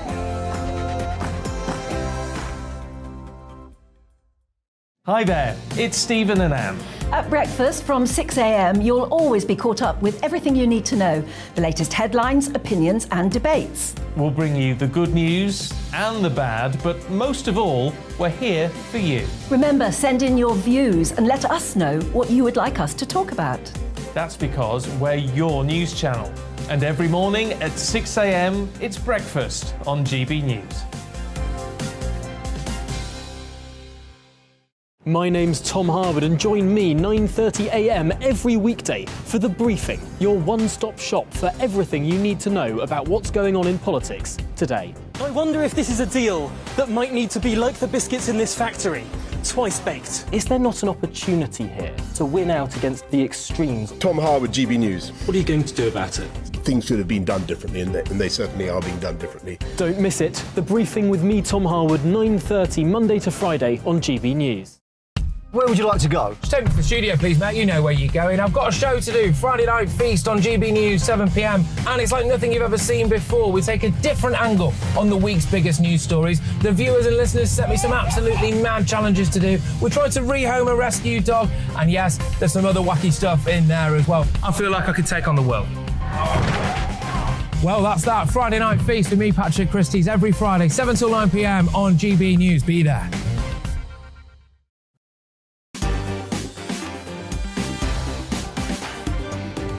I'm going to have to. Elizabeth has emailed the programme, where are the 6.5 million EU citizens who signed up for permanent residence? More than twice as many as we thought were here. Terry says, sorry, no skill required to pick crops which were left to rot. Look, that's it. We'll get to more of those emails shortly. Oh, my goodness, the pampered pooches are coming in. Before we get to that, we're going to discuss whether we spoil our pets in this country. We have the front page of the Daily Star. Heat wave after wave. That's right, we've got 4 more heat waves to come. It's good news for my panellist, Angie Best. Bad news for Lisa. Lisa, why is that? I like the heat in the day. I've got to say that. It's just the night. I can't sleep with it. Yeah. You know, I don't have air conditioning. And apparently air conditioning is bad for the environment anyway. So, no, I just can't sleep. Yeah, I have that. If I'm sweating, I'm not sleeping. Yeah, it's just the air. Yeah. You know, do you know where they always say, oh, it feels different here, our heat wave is different? It does feel different from when you're on holiday. Perhaps it's, you know, because you're in the holiday mood. Yeah, too right. Ben, looking forward to 4 more heat waves? Oh, mate. I mean... You're ready. Can I say you're actually dressed for the heat wave? This is it. I'm dressed... I'm welcoming the sun. What I'm hoping for is a couple more buttons to come off that shirt. Ah, right, yeah. Well, yeah. No, but, yeah, I mean, look, we get on the plane and go thousands of miles for this kind of heat. This is a particularly different kind of heat because it's coming from the Sahara, isn't it? It's a dry heat? So it's a dry heat, so it's slightly different from the heat that we normally get. But, you know, London is the best place in the sunshine for me, personally. That's my personal opinion. And Great Britain, there's no other place like that in the sunshine. And I just think that, you know, we spend so much money going on holiday to all these far places, and we've got it here. Enjoy it. Enjoy it. And Angie, you've been in LA, lived in California for a long time, and when you see a bit of sunshine in the UK, it's welcome, isn't it? Oh, I absolutely love it. We spend so much time complaining about the weather. We get some and we complain about it. Too right. By the way, the sunscreen, is it good or bad? Bad. So what's the alternative to sunscreen? I take an aloe vera plant, slice it, and just put the jelly. Really? Is that right? OK, well, I take an aloe vera plant and I smoke it. I guess that's where they're different. Let's now crack on. I love this story. A 26-year-old man from Wales has made headlines in the Metro for spoiling his much-loved guinea pigs. This is a great story in the papers. The little pets have their own bedroom and get over £1,000 a year worth of luxury goodies. Maybe he received too much universal credit. He hasn't got a girlfriend. So there you go. Imagine that, right? His guinea pigs have got their own flat. Well, lots of viewers, and indeed my brilliant team here at GB News, spoil their pets rotten. This is my amazing producer Tatiana's kitty. It's Didi getting the brush treatment.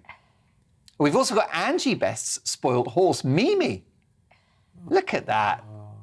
What a fine specimen, and the horse isn't bad either. And Cosmo and Tinks, Angie's spoiled doggies. Gorgeous. But we've got lots of viewer dogs as well. This is Sophia's dog, Sulu. I love Sulu. Gorgeous. Oh. We've also got Sue's dog, Luther. Oh, look, tucked up in bed, blending in with the blankets. Lynn's dog, Lulu. Love Lulu. Gorgeous, sweet eyes. Thank you for sending them in. More than we could possibly get through, but we'll try and do some more pet stuff again in the programme. But it begs the question, with this guy having a house, an apartment for his guinea pigs, do we spoil our pets, Ben? Yeah, I think we do. It's funny, I was on a night out the other night and someone was saying to me that they were starting this whole, dog shop. Yeah. And, accessories for animals and houses and glitter and clothes and stuff like that. I think we do. I think it's quite cool. I think it's fun. You know what I mean? Animals, pets are lovely.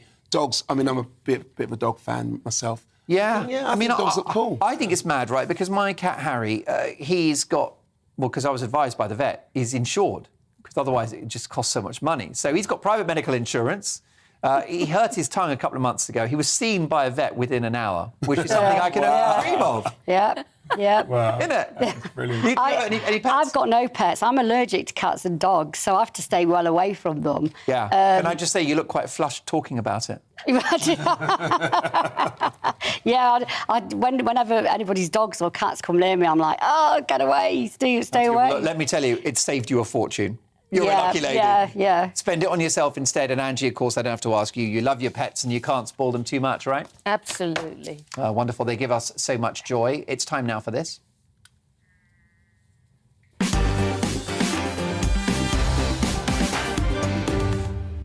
Yes, we always finish the show with a great British game show. Tonight's one is inspired by great news.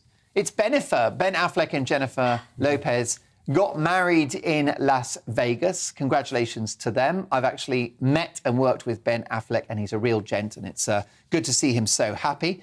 So we're going to play a game of Who Said I Do? That's right. You at home and my panellists must guess the celebrity person getting married. Let's start with celebrity number one. OK. So who could that be? A rather important person, a VIP in this country. Ben? Prince Philip and the Queen. Let's have a look. It is Elizabeth and Philip. What a wonderful, auspicious day that was. OK, celebrity couple number two. Well, we know who that is. Oh, Justin Bieber and his... Who's he with? Hailey Baldwin. Yeah. Well done, that's the right answer. Good showbiz knowledge. I have no idea. We've got our next celebrity couple. We know it's Peter Andre, but who's the lady? I thought it was Sylvester Stallone. Katie Price. It is Katie Price. It's lovely Katie Price, who will be joining us on the show in the weeks to come. Good friend of mine, an old friend of mine, Katie Price. OK, how about this next couple? George Clooney. And Amal. God, which of those two is hotter? I am rubbish at this. It's Amal, isn't it? She's edging it now. Yeah. How about these two? Now that... Oh, Paris Hilton. Yes, that's right. Paris Hilton and Carter Room. She finally found love. They tamed the shrew. How about these two? Oh, Travis Barker and Kardashian, but I can't remember. It's Courtney. I don't know who they are. Shortest wedding dress I've ever seen, if it's a dress. How about these two? It didn't work out very well, I'm afraid. Tom Cruise and Penelope. No. Nicole. No, the girl from Dawson's Creek. Try another one, yeah. Nicole. Katie Holmes. Katie Holmes. Katie Holmes, right. How about these two? Reality stars. Oh, and Mark Wright and... Coronation Street. Michelle Keegan. You're good at this, Ben, let me tell you. You know your pop culture. Speaking of which, how about these two? Beckham and Victoria. Not much of a brain teaser. Even I know that Not the one. biggest fan, Angie, and I get that. OK, last one. Last but not least. Brad Pitt and... Jennifer Aniston. Is it Jennifer Aniston or Angelina Jolie? Who could it be? What do you reckon? It's 50-50. Jennifer Jennifer Aniston. Let's have a look. famous for that haircut. the hair. Jennifer Aniston. Can I thank my brilliant panel for being just fantastic tonight? And thank you for your company over the last 3 days. It's been a privilege to have you as always. We'll do it all again on Friday at 9, but stick around because I'm doing headliners. Looking ahead to tomorrow's weather, and the UK is looking quite unsettled due to low pressure, meaning it's blustery and showery for many. Let's take a look at the details. Starting off in Scotland, and here the showery rain will be heavy at times and perhaps thundery too.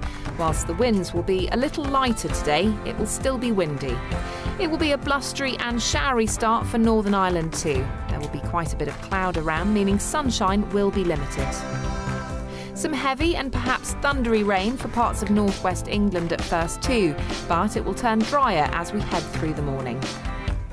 Some showery rain for North Wales and around Merseyside. Some heavy bursts are likely and it will still be blustery, especially towards the coast and around Snowdonia. It should turn calmer through the morning.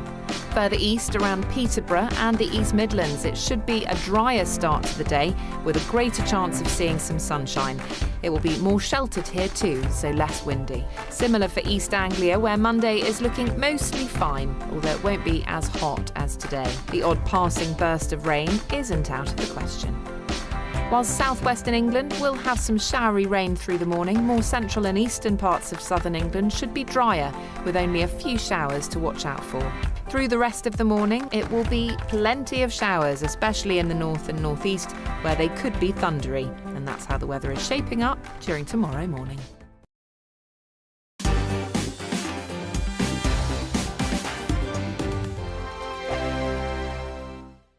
We are GB News. We're right across this great nation. On TV. On radio. On digital. Absolutely everywhere. We don't talk down to you. We embrace all voices with honest and civilised conversation. We are not part of the establishment. We're one of you. And we're only getting started. Join us on GB News, The People's Channel. Britain's news channel.